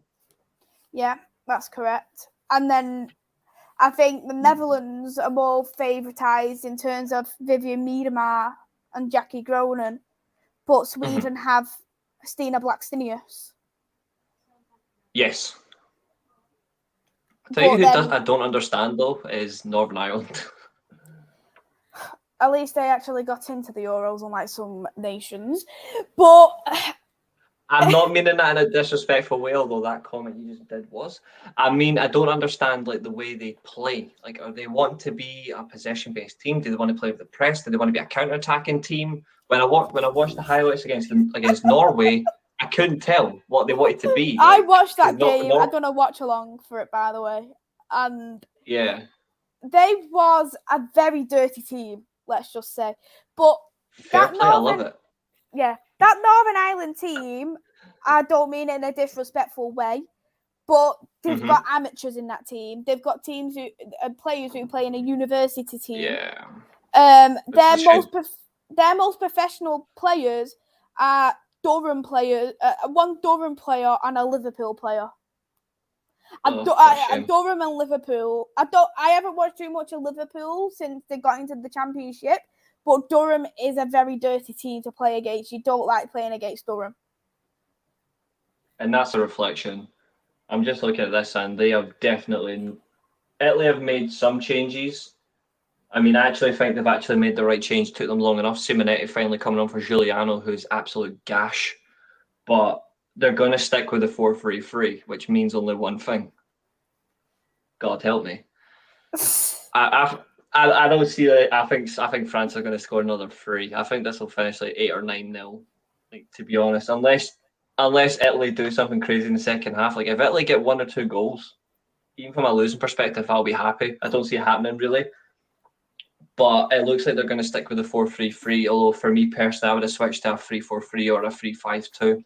I think they need an extra. They need an extra number up top because they're not getting anything. But I love the commentary. The fact that Rennie Millen seems on commentary is great. Mm-hmm. So at least you've got somebody who knows his tactics. I haven't managed to hear much commentary because I've been doing what. It's on mute. Yeah, it is. The commentary's been great if you're a France fan. If you're an Italy fan, it's been complete utter torture. Well, they probably moved it themselves. Yeah. I am, to be fair, losing my mind. Yeah, I am. And the reason I am is because I said it to you last night, is I was expecting more pragmatism from the Italians. I was expecting more with the ball from a counter sense. Able to suck in the French pressure and bolt, but they haven't been able to do that at all. You predicted 2-1 to Italy. I predicted something. Oh, yeah, of course. That's how things go. But I never once ruled out like the French battering Italy though, because the quality in their team is just too good. The only reason I picked Italy to win is because obviously it's one of my teams, of course. Like 2 of my teams in the tournament, the third one couldn't fucking make it. Exactly. They had to be the highest ranked team out of the Euros to actually try and get in. I'll tell you one thing though. The Portugal-Switzerland game was unbelievable for a 2-2 draw. That was actually one of my favourite games. I thought Portugal with the ball. I don't know what you think of this. It might sound a bit controversial. I thought without the ball, Portugal were far superior. With the ball, they were very good, but without the ball, they were actually far more terrifying. Switzerland didn't know how to cope with the Portuguese play, especially when they're getting into position. Yeah, it looks like they've actually put Simonetti up top, so they've actually done, funnily enough, what I asked. And you can see a little bit more possession now of Italy. Yeah. I think that's deliberate, though. Don't you think? I think it's deliberate because France are already 5-0 up. Like, who really cares? Like, France could concede 3 goals and it would not, like, it wouldn't sweat them. Like, Italy generally could go and score 3 goals in the next 15, 20 minutes. Like, they could. They've got some very good attacking players, and Girelli scored 35 international goals. Like, she's a very experienced striker. But they won't do it because they're not giving her service. That is the best name on YouTube. Apart from Helga on Wheels. Like, Helga's name is awesome, but I Like Coffee. Genuinely, I Like Coffee is probably the sweetest person I've ever met, by the way. Yeah, I Like Coffee is adorable. As soon as I Like Coffee met me, you called me Amazing Maisie. And Jane's a Flatbrush here as well. Hey there, Jane's a Flatbrush too. But yeah, I Like Coffee's always been sweet with me since the moment he met me. Newcastle fan, isn't it? Yeah. Feel sorry for you in that sense. just kidding. But yeah, that's interesting. I didn't realise that, James. Cheers for that. That's something I never knew. Learn something every day. Yeah, I believe so. But I think in the starting 11 squad that Northern Ireland had, out of 11, about 3 of them played professional football. That reminds me of the. It reminds me of the New Zealand team from the 2010 World Cup. They in terms of professionals across the entire country, they had, compared to Italy, who were in that World Cup, Italy had around 16,000 professional footballers at the time. New Zealand had 25 to choose from. Obviously, because they're a rugby nation, it's so small, but it's generally around rugby. They only had 25 professional footballers, and their main team, this is not a joke, their goalkeeper was a banker, their centre-backs were a lawyer and a fireman, the defensive midfielder, who was the captain, was a policeman, and the striker was a paramedic. That's generally what it is. And yeah, it is. I agree, Martin. It's definitely. Yeah, I agree with Helga on that one. I do agree with that one about, like, there are some good Newcastle fans, like John know that he's really good Newcastle fans, but I'm generally not a fan of your club. But I don't think me and Maisy could disagree on this, that we are at least aware of where Newcastle are coming from in terms of money and who they're bringing in. Like, they are bringing in some quality players, like. Oh, Martin. Denmark versus Finland. That is going to be an interesting one. And you get to actually see ex-Manchester United player Brun. So that is going to be very, very good. And plus as well, I'm sure Chelsea player Harder plays for Denmark. So you've got a couple of good players there playing for Denmark. But I think Denmark has got that game. I predicted what did I predict? I predicted 2-0 for Denmark on that game on my prediction show. You think, though, based on Finland's performance, though, it may actually be a little bit closer, like a 2-1, because the way Finland started against Spain was impressive. That cutback that led to the goal was exquisite. Yes, but as well, it felt like as well that I think with Spain, because they had Maria Leon in the back four, if I'm not mistaken. Yeah. Maria Leon, for me, her ball watching and her concentration, because she's a Barcelona player, it is not good at all. And You watched the Champions League final just like me, and her ball watching and her concentration levels were awful. And that's what she has been like when Barcelona had conceded, the same as against Wolfsburg. It's a ball watching and concentration, and I think that happened again for the Finland game. Mm-hmm. And that's something that if she's played as centre half, if she has played as centre, well, that was a nasty challenge. If she was playing centre half against Finland, there's a lot to it. But she was also very exposed against Germany. Like they were extremely exposed. Like take a look at like the Mago goal right at the very start of the game. Like genuinely, like that game should never have been 4-0. That game there should have been more than this. Like that Germany game should have finished at least 7-0 at the Germans. They were all over them. 4 or 5 times hit the bar and the post. Twice they went wide. The saves by Christensen was phenomenal. Like very good goalkeeper. Just unlucky she could see so many. But the pressing of the Germans was well oiled. And you take Mago, for example, playing as a number 10, when generally she's more of a number 8, especially for the Bayern Munich team, she plays as an 8. She doesn't play as a 10. She was playing in the 10 role in a flat midfield 3. You had Dabritz playing as the box-to-box number 8. And all you saw from back to front was Dabritz collects the ball from Oberdorf. Dabritz beats a couple of players into Mago, either hits the box or, in that case, put the pressure on the Danish. The Danish got it. She intercepts the ball, and it's a quick finish into the right-hand corner. And that's a reflection of why Germany, for me, are still the team to beat. Even though this is the rebuilding squad, and also I'll always pick Germany because it's bias anyway. But if that's their rebuilding squad, and I think obviously I had your watch along on at the same time. You made a very interesting comment that stood out for me whilst I was watching the game. Your exact words were, if this is their rebuilding squad, imagine what their fully developed squad is going to be like. And I'm going to tell you, their fully developed squad will be the World Cup. The fully developed team will be that World Cup. And that's where, generally from a football sense, Spain, France, and England are the only teams that can stop them. They're the only teams that can stop them. Mm-hmm. Martin's finally clicked who I am. Took him long enough. Hello, my broski. Hello. The Danish didn't get out their own half. Yeah, exactly. They didn't get out their own half. I agree with that as well. I see Finland started well against Spain, and then they go forward. They look promising, but I agree they don't get anything out of any of these games. I do think that though. I really do, and I think it's a real crap group to be in as a Finland, for Finland, to be honest. You know what's funny is I don't. I think if you're a Finland fan, you look at the way you played against Spain. You lost 4-1 when you were expected to get beat by more. You took the lead. I don't know what people think, but I think Finland should have had a penalty in the second half.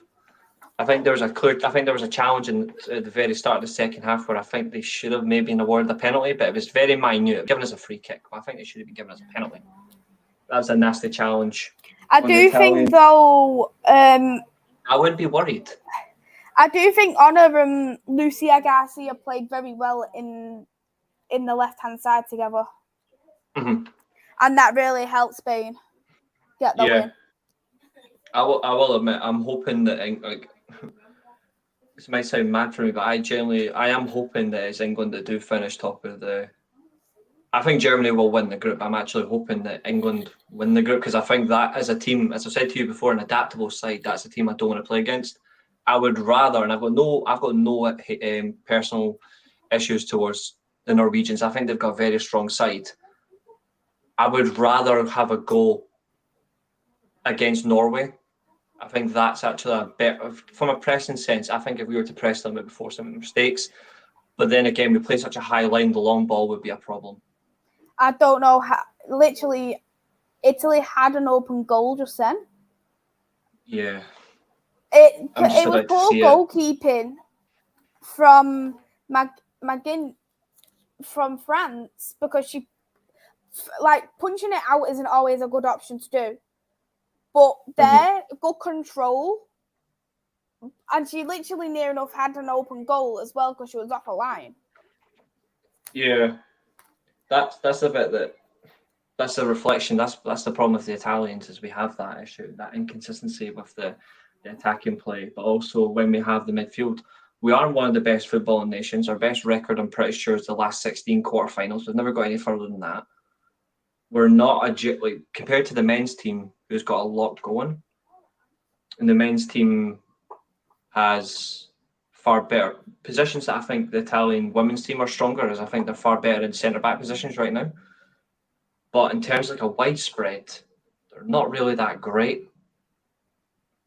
But I do think, and I'm looking at the Italians team, and they are really good. They are a really good team.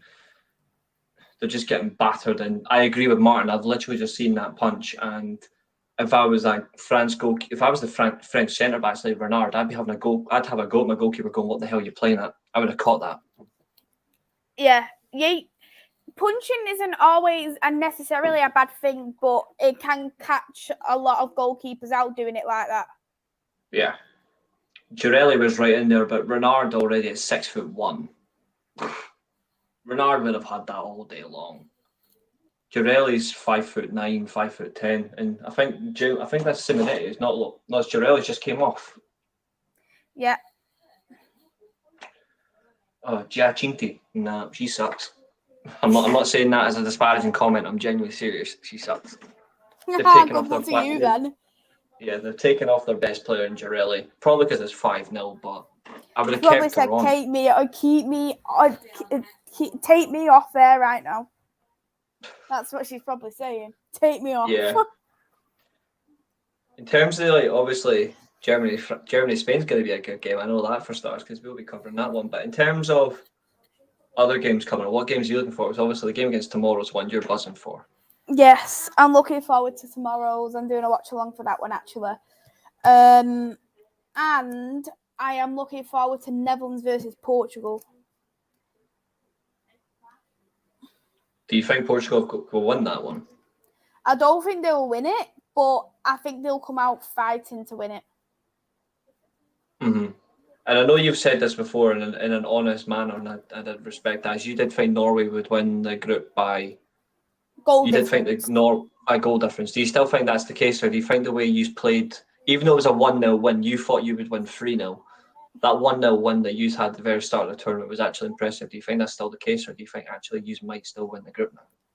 I think in terms of the way Norway played, I think they can potentially still win on goal difference, because in terms of us with our striker options up front, they have got the better striker option, and I think our number 10 isn't fully fit at the moment of Frank Kerr, because she's been out for a long time based off of proper medical reasons. She's a phenomenal footballer. She is a phenomenal player, and she is someone who needs to play, but she isn't fully fit. She isn't the Frank Kirby what we have seen before. Mm-hmm. So in them kind of respects, and for them reasons that Ellen White has been shocking this season, and I think that in a kind of respect, she's there, like the same reasons why Harry Kane's there, because she's our top goal scorer. And she's actually the record holder for the most goals for England women. So that makes me think that that's why she's getting in, and why she's ahead of Russo, who's had a best season. Beth England, who, even though she had not played half the season, she still managed to score nearly 10 goals. Yeah. To be fair, Helga makes a fair point, though. You haven't played Northern Ireland yet, so who knows how many goals you can pass. When we played against Northern Ireland, I think we won 3-0 one time, and Beth Mead got a hat-trick. But let me actually have a look at the other results, because... So I'll tell you just now, actually. I'll tell you just now, actually. Oh, yeah. Hold on. I'll go down here.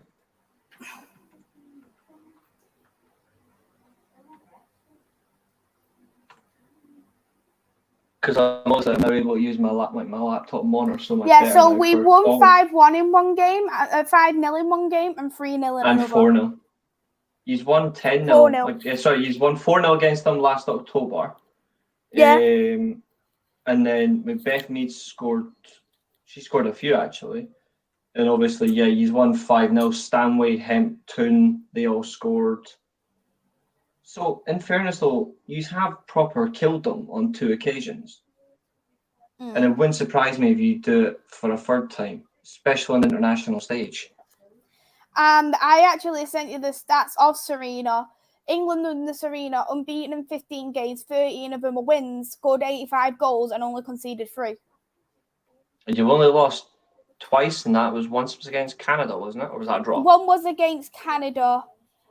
Who was the other one? You can see it against Germany, but you didn't lose to them. We conceded against Germany, Canada, and Germany, Canada, and the sending Netherlands. Off as well. Is that the Italian player being sent off? It looks like it is Italy who's going to go down a player. It's just as bad as what happened against Denmark. They were already getting battered 4-0 at this point, and then they got sent off. That's 5-0. It looks like it's going to be Gamma who could be coming off. Oh, yeah, that is a red card. That is a red card. That you cannot have your leg as high as that. And she's literally hit her in the belly. That is a red card. And you cannot say it's not. What's the timing on it? Because I'm at 62:33, so I'm just a little bit ahead. 63:55. All right, so I'll see you in the next minute or so. Once you see it, you will agree it's a red card. Oh, yeah, fecker. That is a red card, and you know that is. Oh, no. Yeah, and it's gone to VAR. Gioro as well. Like, it shouldn't go to VAR. It shouldn't have to go to VAR. That is a straight red. It is. Don't know and what she's you're. Been waiting for ages. You know what's even more embarrassing? What? Gamma's the Italy captain, by the way. I know. That's even more embarrassing. Generally, get off the pitch. You're a disgrace to the number 3. Get off. She's going. She's literally going to look at the monitor. How is she looking at the monitor? It's high feet. She's basically went and decided, let's play some kung fu fighting. She's basically decided to go Lethal Weapon 2. Like, that is just like, I know Gioro's a mental footballer. How are they even VARing that decision? This is exactly proving my point of what I said to you early on in the show, how poor the refereeing is. Yeah. Like, Gamma's literally decided, let's reenact Lethal Weapon, let's do some kung fu fighting, but instead she's got herself sent off. Flaming moronic. It's a definite red card. I don't know why. I agree with you. The refereeing is awful. Like, it's definitely a red card. And this proves my point now that it's going to be another 3 or 4 now. This proves my point. This is the most experienced defender in the team. You should just be sent off. Please give her a red. Flaming Egypt, man. She's in Egypt. What? What's she doing? Did she give it a red or she gave it a red, I think. Either she's an experienced ref or she's got no confidence in her ability. What? I'm sorry, but she's giving it a yellow. What? No, come on. No way. She's giving it a yellow. She's She's given it a yellow card and she remains on the pitch. A yellow, that is a disgrace. That's better. I'm sorry, but she's kneed her right in the belly and the ribs. She's actually, if she'd been just a little bit higher off the step in, once she's actually got her foot right above the groin area. But if her knee had been any higher, that would have been a knee to the chin. I admit, as an Italy fan, I am very disgusted. I'll admit that should have been a red. We should be down to 10 women. I can't deny that. That is a disgusting challenge, and it should have been a red card. And that just shows the bottle of the referees as well. Shocking decision by the referee. And shocking decision by VAR, because she initially gave it a red card. And VAR told her to go to the monitor. You know what I don't understand as well, and this is really important, is she's given a red card, right? VAR's decided to go in a yellow. She could still overrule that herself. She could have overruled that and still kept it as a red, so why has she done it? That's what really is reflection of that. Even as an honest German Italy fan, Germany and Italy fan. Obviously, both of them are mine, but we should be down to 10. Like, I can't deny that's all day long.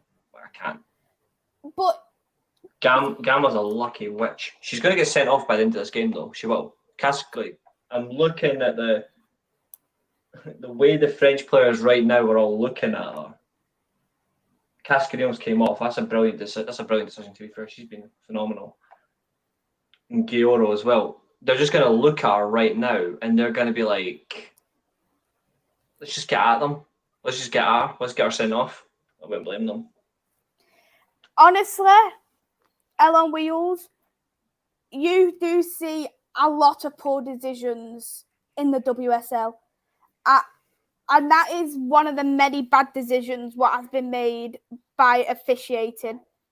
And VAR, why is inexperienced people using VAR? That's all I'm going to say. Inexperienced refs using VAR. Spot on. And that's a high reflection of it. Very high reflection. And it's why I generally am sick to the back teeth of the officiating of it. I like the use of VAR. I hate who's using it. Exactly. I do hate who's using it. It's a reflection of where the game's going wrong. It's not great at all. And I agree with I like Coffee. France should score more. And I said at half-time, as an honest fan, I do think it'll be 3 or 4. They have all that space now. Like, they'll have to defend as a 4-4-1 now, and that for Italy is their worst nightmare. Exactly. I just can't believe that wasn't given. I really can't. This Italy team might actually finish bottom of the group, by the way. I predicted them to finish 3rd. And you laughed at me when I said Iceland will finish 2nd. I laughed because you said Iceland. That's the exactly. difference. And you was like, why are you doing this? But are you actually going to believe that Iceland's going to finish 2nd now? I generally don't care who finishes 2nd because the only team that matters right now is the team that's going to win the group, and that's France. France are going to win all 3 games. I think France might make the semi-finals. Yeah. The only way they don't make the semi-finals is if they have a howler in the quarters.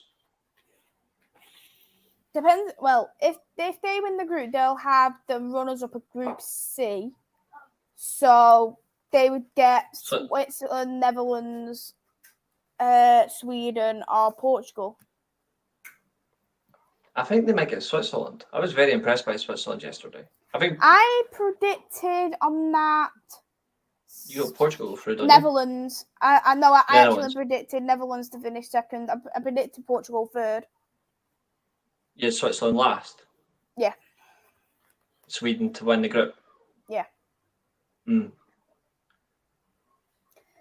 My prediction's just been so great.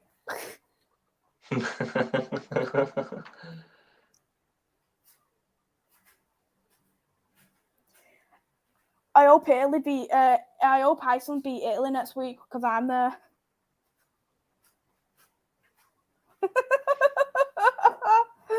I like coffee. Portugal to win the group, and that's what matters.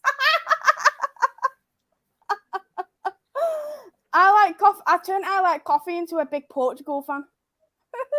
Yeah, you've corrupted the souls. You're good at brainwashing people. Have they ever brainwashed you? No, because I don't rate Paulinho. Who's that? You know exactly who that is. Don't start your crap. You know exactly who that is. That the comments are not needed at the moment for Paulinho talk. That's for your stream. No, I'm gonna actually ban him on my I'm actually gonna do exactly what I did to. Oh, not again. Oh, it's just because I'm seeing the challenge in the penalty box. That's why. But they gave a red card to Georgia Stanway when she hit Leah Galton. Why not Gamma?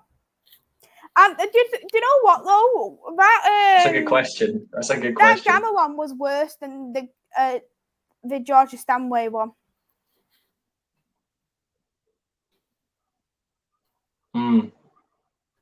Group C, don't sleep on Switzerland. Martin's got up here. Aye, I'm going to do exactly what I did to the word bruv, Pochettino. I'm actually going to show this actually about the Leo Golden one, just so like people who didn't know could see how bad it was. Oh, you got a picture of it, yeah? Mm.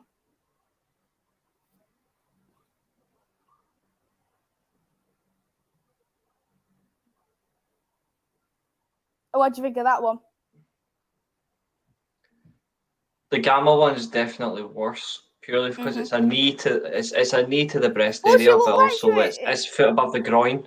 Whereas Stanway's decided, to quote a cliche, because it happens in the men's game a lot, and it's a funny but sad cliche, is Stanway's decided to go when you're not having kids. Oh, exactly. She's literally gone.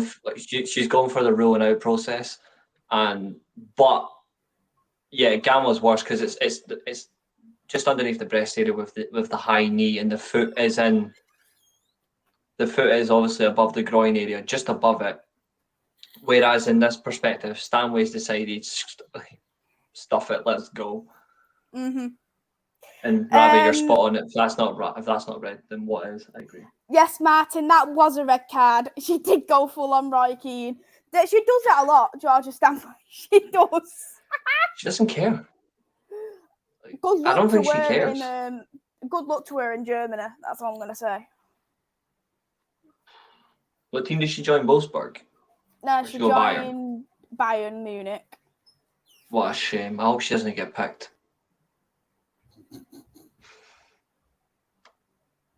I hope she stays on the bench for the rest of her career. The thing is, as well, I actually think she ruins the England's midfield because she isolates Kira Walsh because Kira Walsh has to go a lot more defensive. And I think when Ella Toon plays and Chloe Keller in the midfield, it frees up the space so Kira Walsh is able to play as a more creative defensive midfielder. And when Alex Greenwood plays, even though I don't like her, she provides the ball over to Kira Walsh to complement each other. Yeah, I would say so. But one thing that does reflect that is the midfield key. And if you've got a good midfield connection, you're going to get something out of that. I've just noticed that the brightness on this is so bloody bad, so I'm just going to turn it down just a little bit. If I can find it, where are you? There you go, you son of a bitch. That's it. Down, down, down, down with me. In fact, 20% is too low. There we go, 25%. I can't like my see life you. support. That's all right. Nobody needs to. Anyway, it's my voice that matters. I mean, I've got a voice for radio. That's all I can say. Up to 50%. Right.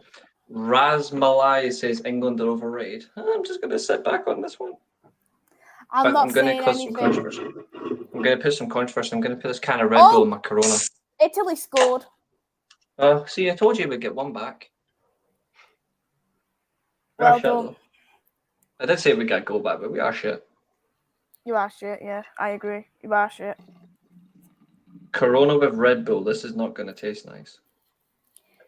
Why are you doing that? The energy. There's a good cross in, though, by Italy, and it was a great header. Mind you, that goal might be something useful. I mean, -4 goal difference. There was nothing, though, that goalkeeper wouldn't have got that, not by a mile. Yeah.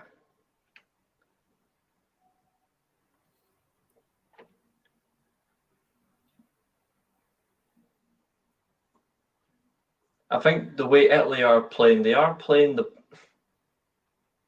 ball a little bit slower, but they are picking up in key areas. But when it does matter, they will show effectiveness. I'm not a big drinker, Ravi. I only drink like odd occasions, like throughout the year. But this is the first drink I've had, so I'm like, it's okay. But yeah, I've just seen the goal, and to be fair, the only reason Italy scored that is because of the centre back that was on her. It wasn't Bernard. If it had been Bernard, the ball would have been like possessed easily. I agree. It was just more of a But it's height. a very good goal. There was no way, though, that the goalkeeper was getting that either. Mm-hmm. To be fair, after tonight, though, I won't be drinking until 2023. Why? Because it'll be New Year.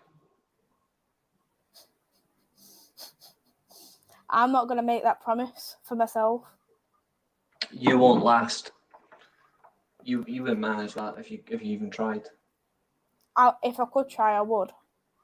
Nah, you wouldn't. Nah, How do you know? I just do. So you say. Hiya, Rich. Hi, Rich. Totals off. Hope you're well. The next game I'm attending is Italy versus Iceland, and then I'm attending France versus Belgium. I honestly, even though I'm not a fan of the French, I hope they absolutely batter the Belgians. I do. I hope they tear them a new one. And I do like this player's actually came on Backer. I've watched her a few times. Funnily enough, I did watch her the last tournament I watched her. Mhm. She's got pace to burn.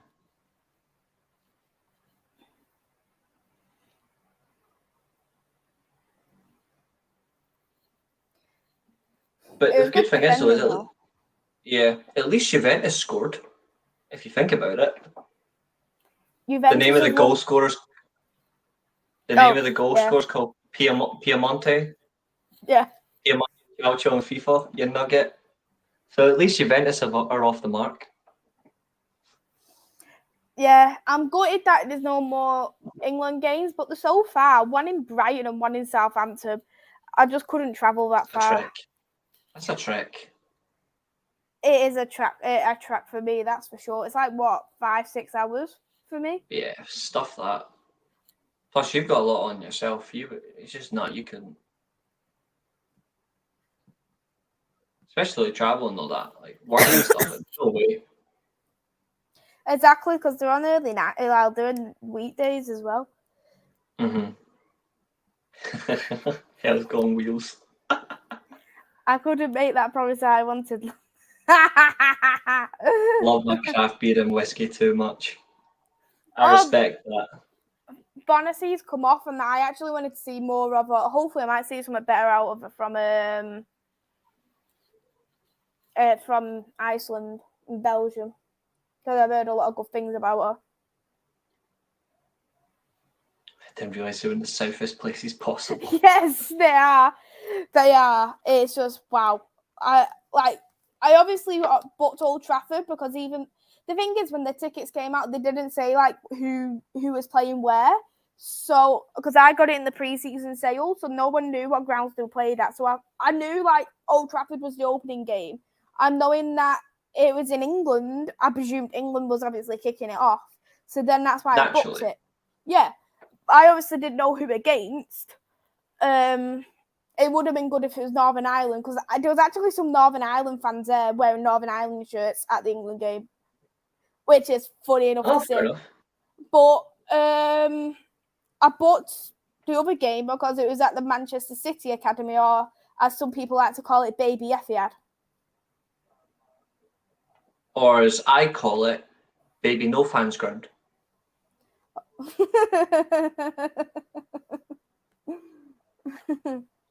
Good one for you.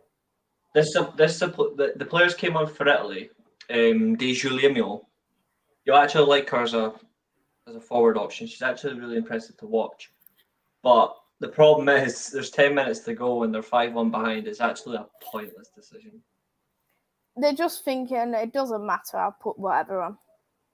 Yeah, they're just going to go for it. Like, they're going to go for anything they can, even if they get 1 or 2 goals. To be fair, even though they're getting beat, 1 or 2 goals. 1 or 2 goals is actually, for Italy in a good sense, it's actually a good thing. Like, for the goal difference, they need to bring it down as much as they can. But it's just the sheer class of the French in their defence. It's just not going to happen. Well, Martin, I'm proud to at least made someone laugh. I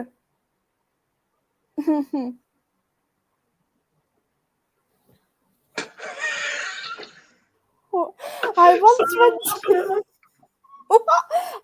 to a grill in Aberdeen and I ordered £12 whiskey. Guy next to me asked if I was rich. I replied, "No, I'm not Norwegian. This is a 30 pence."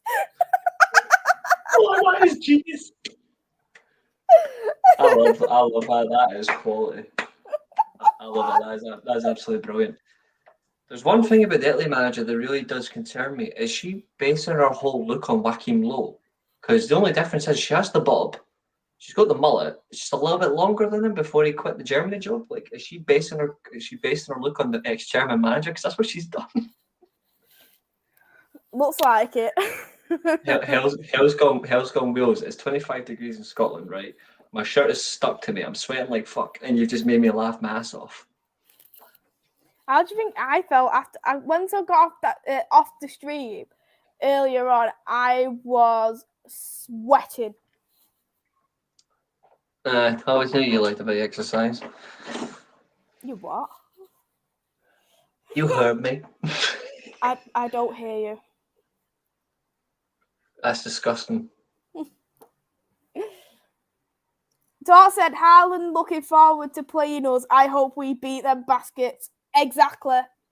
I'm generally not looking forward to the games against Liverpool, both on Tuesday and the game, literally the third game of the season. I'm not looking forward to those games. The City games, I generally haven't got a clue about. I don't have a clue when it comes to the City games. That's going to be interesting. But Liverpool games, I'm just going to be in a cave. Well, I'm genuinely so worried. You're just finding what Liverpool fans say about us then. But they were completely screwed. Yeah. No, that we go in a cave. Look at our strongest 11 literally to play on Tuesday. Like, this is embarrassing. Like, our strongest 11, to be fair, is probably De Gea, Wan-Bissaka, probably Maguire. That's what's going to happen. Varane, Luke Shaw, he's probably going to play. Midfield will be Van de Beek and probably Garner or Fred. And then in front of that, it'll be Sancho, Bruno, Rashford, Martial up top. That's literally our first 11. And we want to sign a goalkeeper that's just as bad as De Gea, clearing crosses and passing the ball in Strakosha when we could have re-signed Sergio Romero. They're fucking shambles. Can I say, if Maguire pockets Haaland, he deserves Ballon d'Or?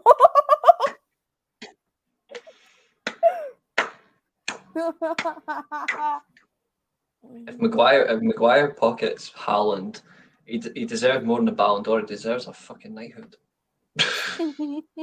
I'm glad we can entertain each other, so we all make each other's day. Exactly. Couldn't agree more, mate. That's all that matters to me. Entertainment. That's literally why I don't do generic streams on my YouTube channel. My YouTube channel is gaming stuff. I come on other streams to talk football. On my channel, I just game and do things for other people's entertainment. But yeah, for me, if I felt like I was boring people, I would walk away from YouTube altogether. I've said it to Maisy numerous times. If people generally said to me, we don't find you interesting anymore, even though I know more, I can out-talk and I know more people than I do. But if I wasn't interested in people enough anymore, if I didn't feel like I was interested, I would just walk away. I would delete all my social media. I would walk away from YouTube, and I would just stick to watching from the shadows. And I can do that comfortably. But I've yet to be told I'm having an issue with people. I've yet to be told I have an entertaining aspect. I've yet to be told I bore people. So either they're lying or they actually do like what I'm listening to. I just like having that bit of fun, that workout with people, and I like getting different opinions. And I love when people argue with me and challenge me. Very true, very true. I love it when people challenge me. I love it when people challenge me on stuff, because then I can just come right back at them. Hell's Gone Wheels, I'm genuine here with the vibe you're creating, these watch-alongs. It feels like hangouts with friends. I'm looking forward to these all through the Euros. Yeah, Maisy's content, brilliant. Honestly. Thank you. I'll be doing as many watch-alongs as I can anyway. I've definitely got 3 on, but I'm doing a vlog on Thursday. Friday, I've got the day off, so you won't see me at all. Shocking. How's that shocking? Because we didn't authorise this. We did authorise it. I spoke it through you. No, I never granted you the day off because I can't cover your holiday pay. But Saturday and Sunday, I'll do a watch. I'll try to do a watch along on any of them days. The one on Tuesdays is going to be my personal highlight. Yeah, because you're coming on. That's very true. I mean, I was only supposed to be here for half time, and I've stayed here for the whole second half. I know. I knew you wanted to keep me company. Well, I've enjoyed it.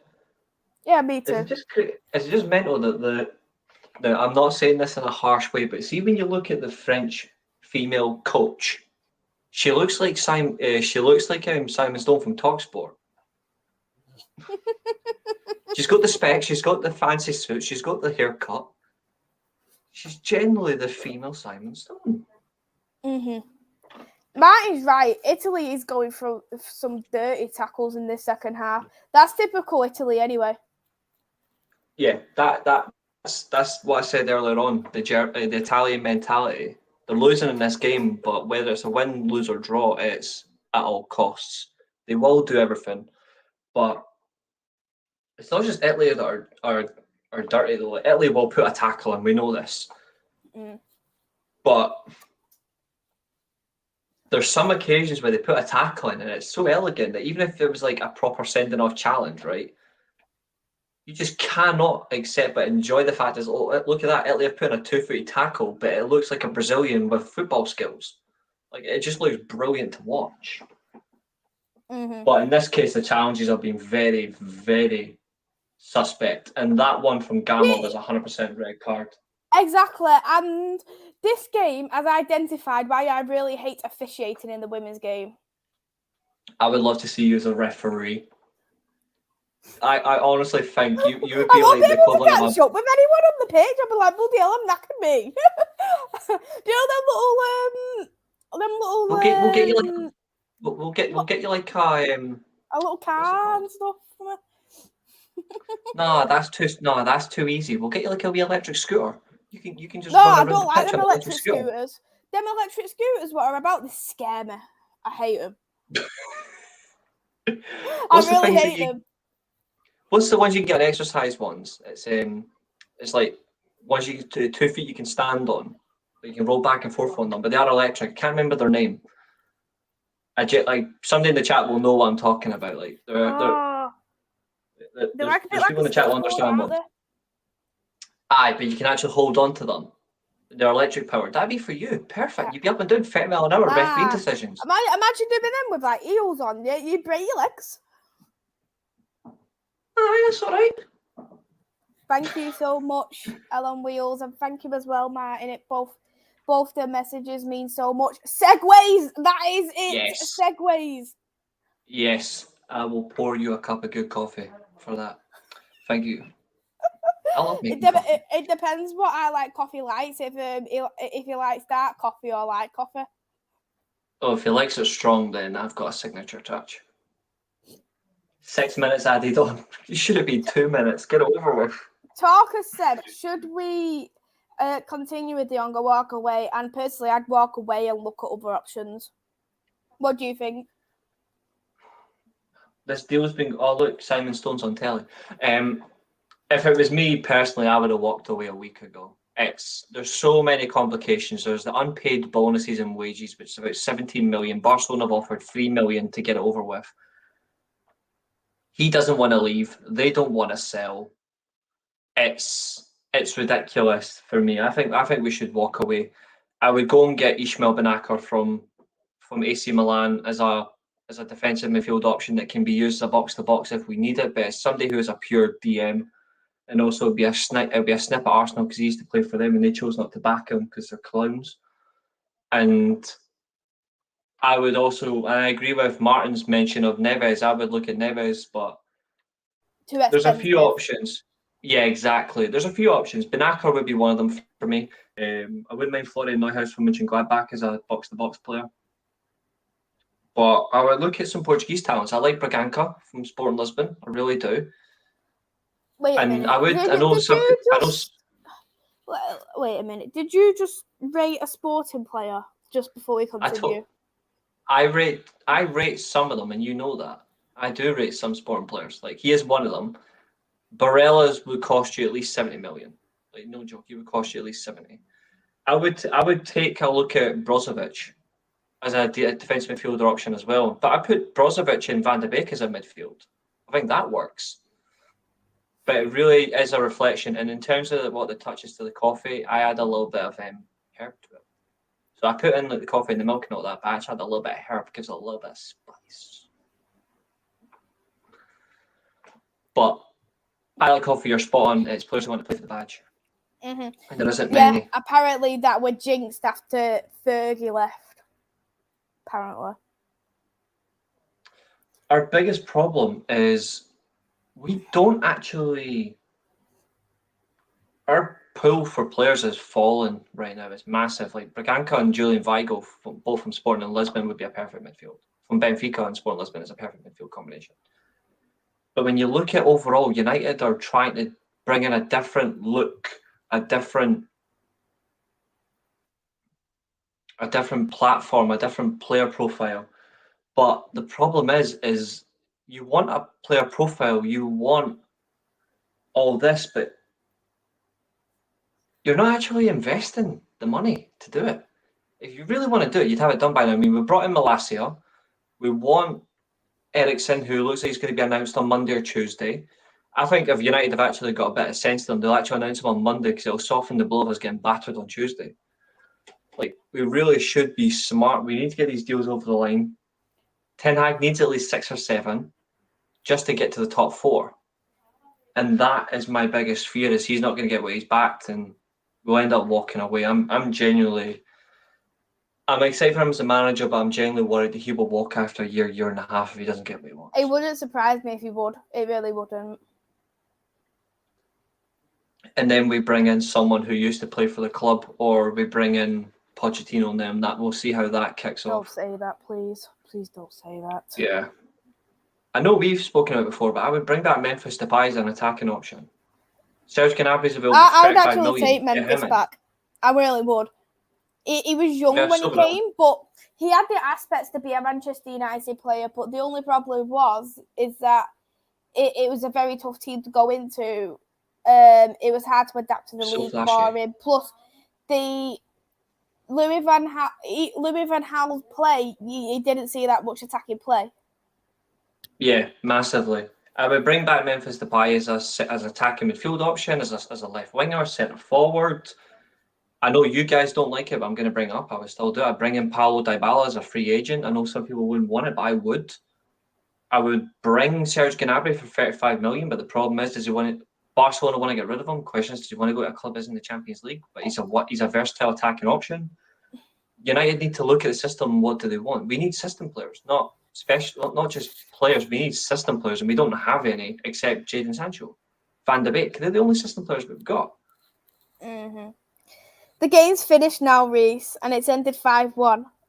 I think the second half, apart from that Italy goal and that potential red card, it was a quiet second half. It was. Yeah, I agree with you. Very quiet. But also, there is one thing I was impressed by, and I said it in the second half. This is something I said to you at halftime that has to change, is Italy have to play the ball faster, and they have to be more acute with the play, especially with the ball. And I think the way they played in the second half, I think they could have got another 1 or 2 goals. I really do. I think they had so much pressure on the French defence. Like I said at the very start, like France were so composed, so relaxed. They could have, like, if France conceded 2 or 3 goals, it would have meant nothing. I think there was opportunities there for them to get another 1 or 2, but to be fair, the French were brilliant. Italy were, for about 45, 55 minutes, they were terrible.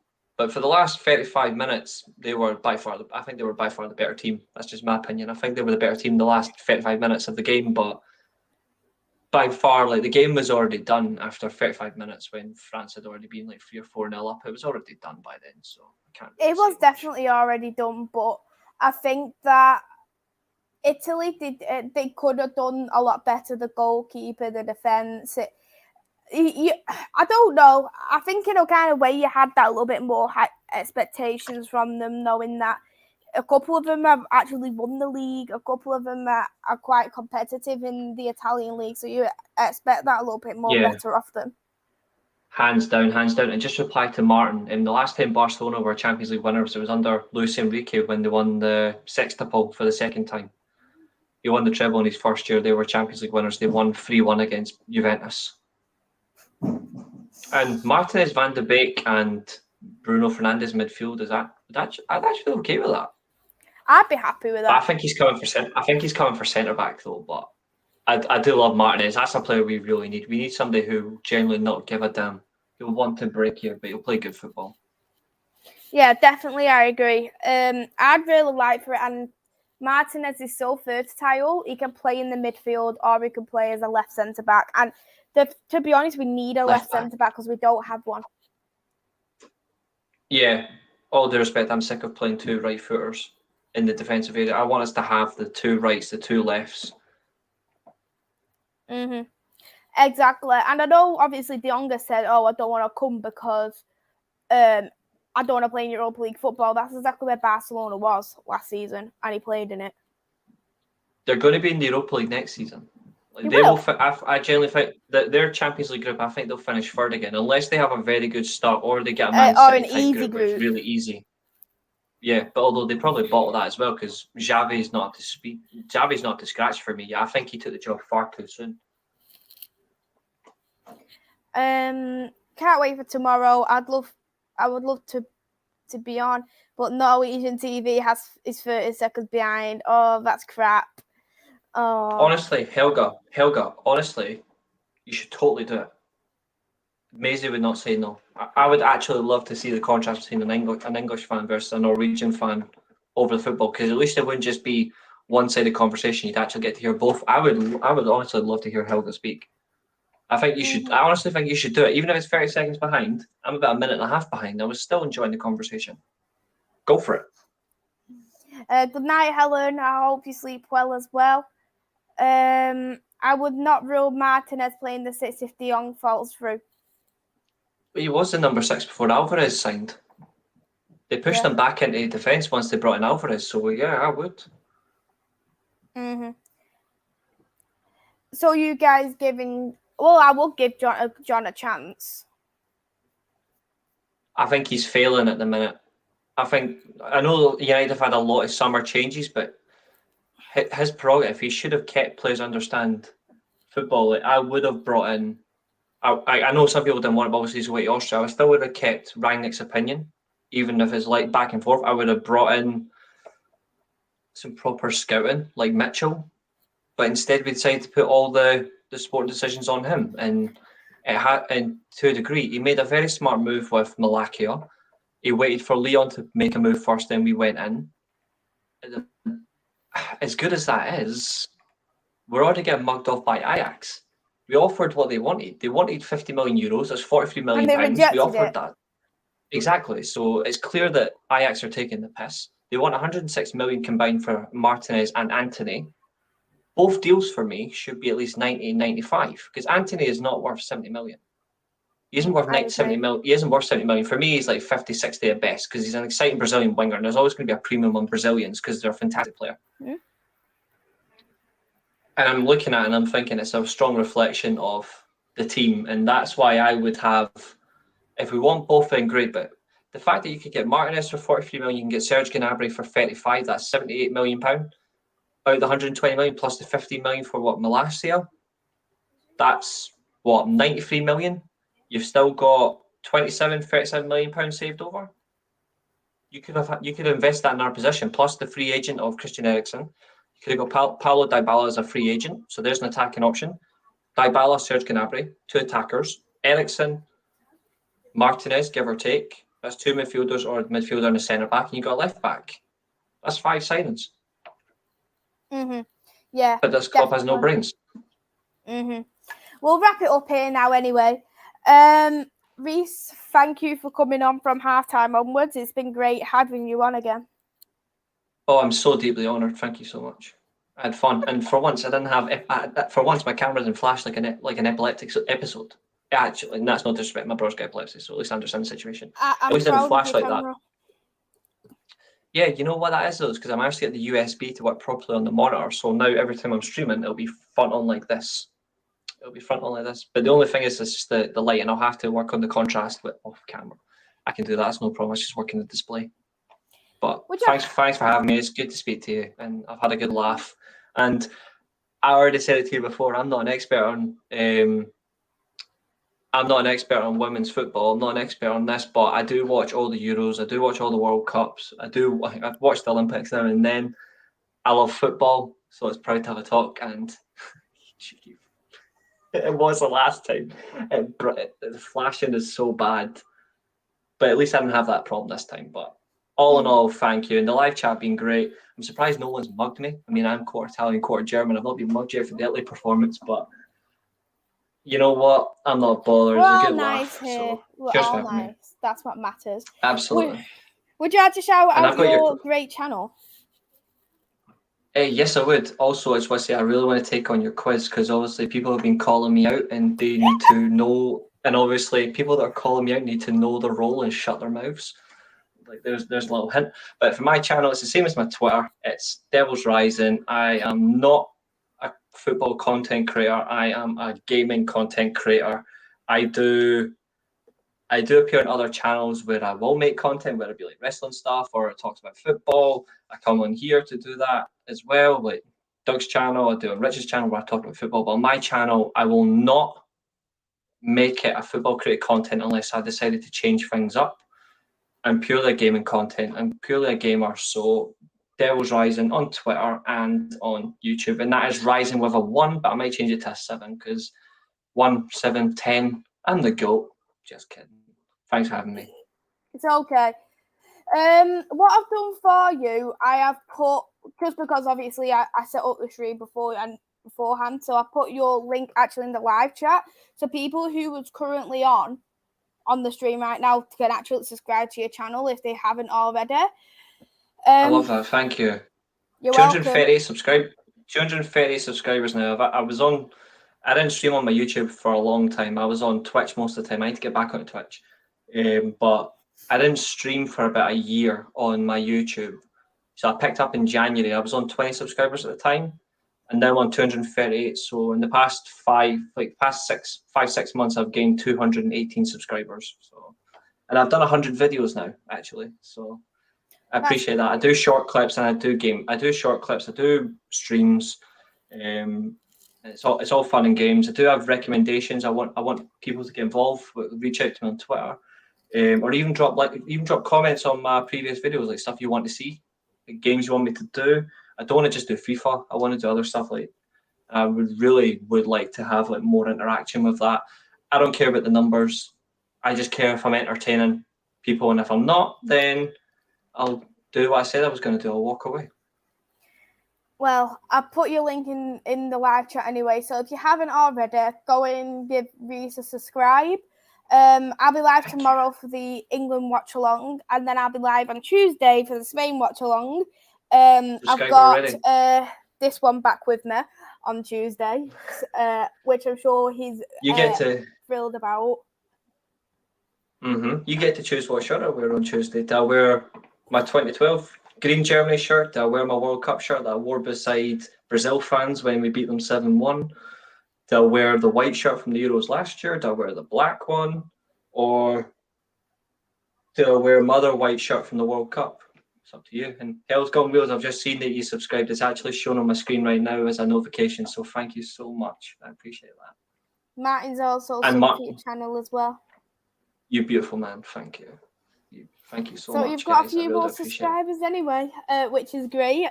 And I Like Coffee said, let's get Reese to 2,000 subscribers high this month. I wish. I will never get that. I like I've said numerous times, I don't care about the numbers. I just want to have fun. But yeah, I will be streaming tomorrow. I am on holiday until, fun enough, my payday from work, which is the 20th of July. So I will be doing streams all throughout the week, bar any streams I'll be watching from yourself, which I want to get involved in, any other outside work, my art, which I'm back into as well, like my editing stuff. If you've not seen that, I can give you a prime example if Maisy wouldn't mind. I'll actually send her one that you guys can see. So I'll just send this to Maisy on Twitter, because this is the sort of stuff that I do, like as a hobby. But I'm actually want to take it further. If my laptop can actually behave itself, because I do it from the phone and I do it from the laptop. So I'm just going to give you guys a prime example of stuff that I can do. So for fun, I like editing, and here is, what's the best one? Just looking for something I know that Maisy would definitely like. Oh, is it Polino? I said something you definitely like. You know what? I think this one works. Stuff that I do that I really do enjoy. There we go. It's just sending across now. Okay. This is the sort of stuff that I like to do.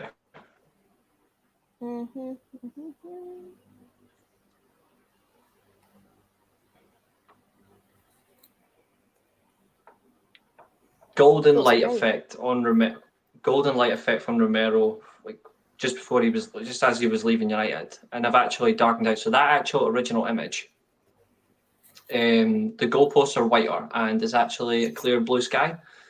What I've actually done is actually toned it in it from the back. I've made it like more like a golden effect, where I've made it reflect like it's like a 1960s vibe, like where colour was just coming into television and all that. Like it was starting to breed in. And obviously, colour wasn't fully involved until 1970, but you started to see a little bit here and come as well. And that's what I've done based on this effect. It's based on that. So it looks great. It looks really, really great. Thank you. And that was one of the first. That's one of the first ones I did on my laptop. My recent one, Maisy doesn't like. Why don't I like it? The reason you don't like it. There's a reason you don't like it.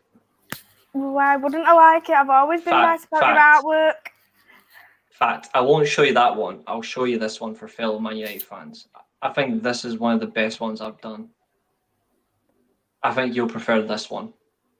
Okay. I won't show you the Dybala one, where if you're an Argentina fan, I've actually completely butchered your strip. I've actually made it red and white. I knew you would have said about Dybala, but yeah, this one's a quality one. You want to guess the season?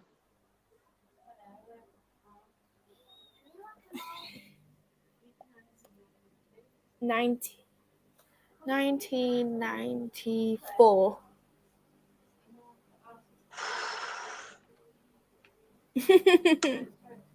That, my dear, is the season where we hauled them back by 12 points. And that's actually the last shirt he ever wore as a first teamer at Man United. Yep, 95-96. Newcastle and United both wore the same shirts in 97 as well, 96-97 season. But that was the key year. That was the year that Beckham cemented himself. Naturally. I've got plenty of edits of him. Some with shirt off, but you know. But like but yeah, 95-96 season where we played Newcastle. It's probably the most exciting team to never win the Premier League, in my opinion. I agree. I completely agree. Let's end it here anyway. Thanks, Reece, for coming on. It's been great. I'm so deeply honoured. Thank you. I'm so deeply honoured. The live chat been brilliant to me and to you, and rightfully so. You're a wonderful content creator. You're a good laugh. Bit of a nightmare.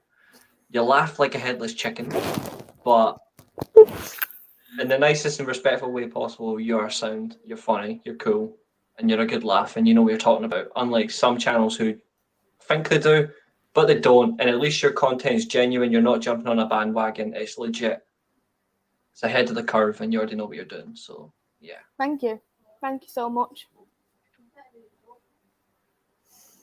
I'll see you anyway, Reese, on Tuesday, and I'll see everybody yes. else watching tomorrow. Later, Goodbye. live chat. Oh, her laugh is gold. I'm not going to laugh today, but... You already have. Oh, yeah, true. Here it comes. I'm You not can't gonna resist do that. it. There's something about that laugh. I don't know what it is, but it's like listening to Headless Chicken. It's just funny. It's funny, but that's what I like. I was going to say, careful what you say. Let's go. I'll see you tomorrow. Bye-bye.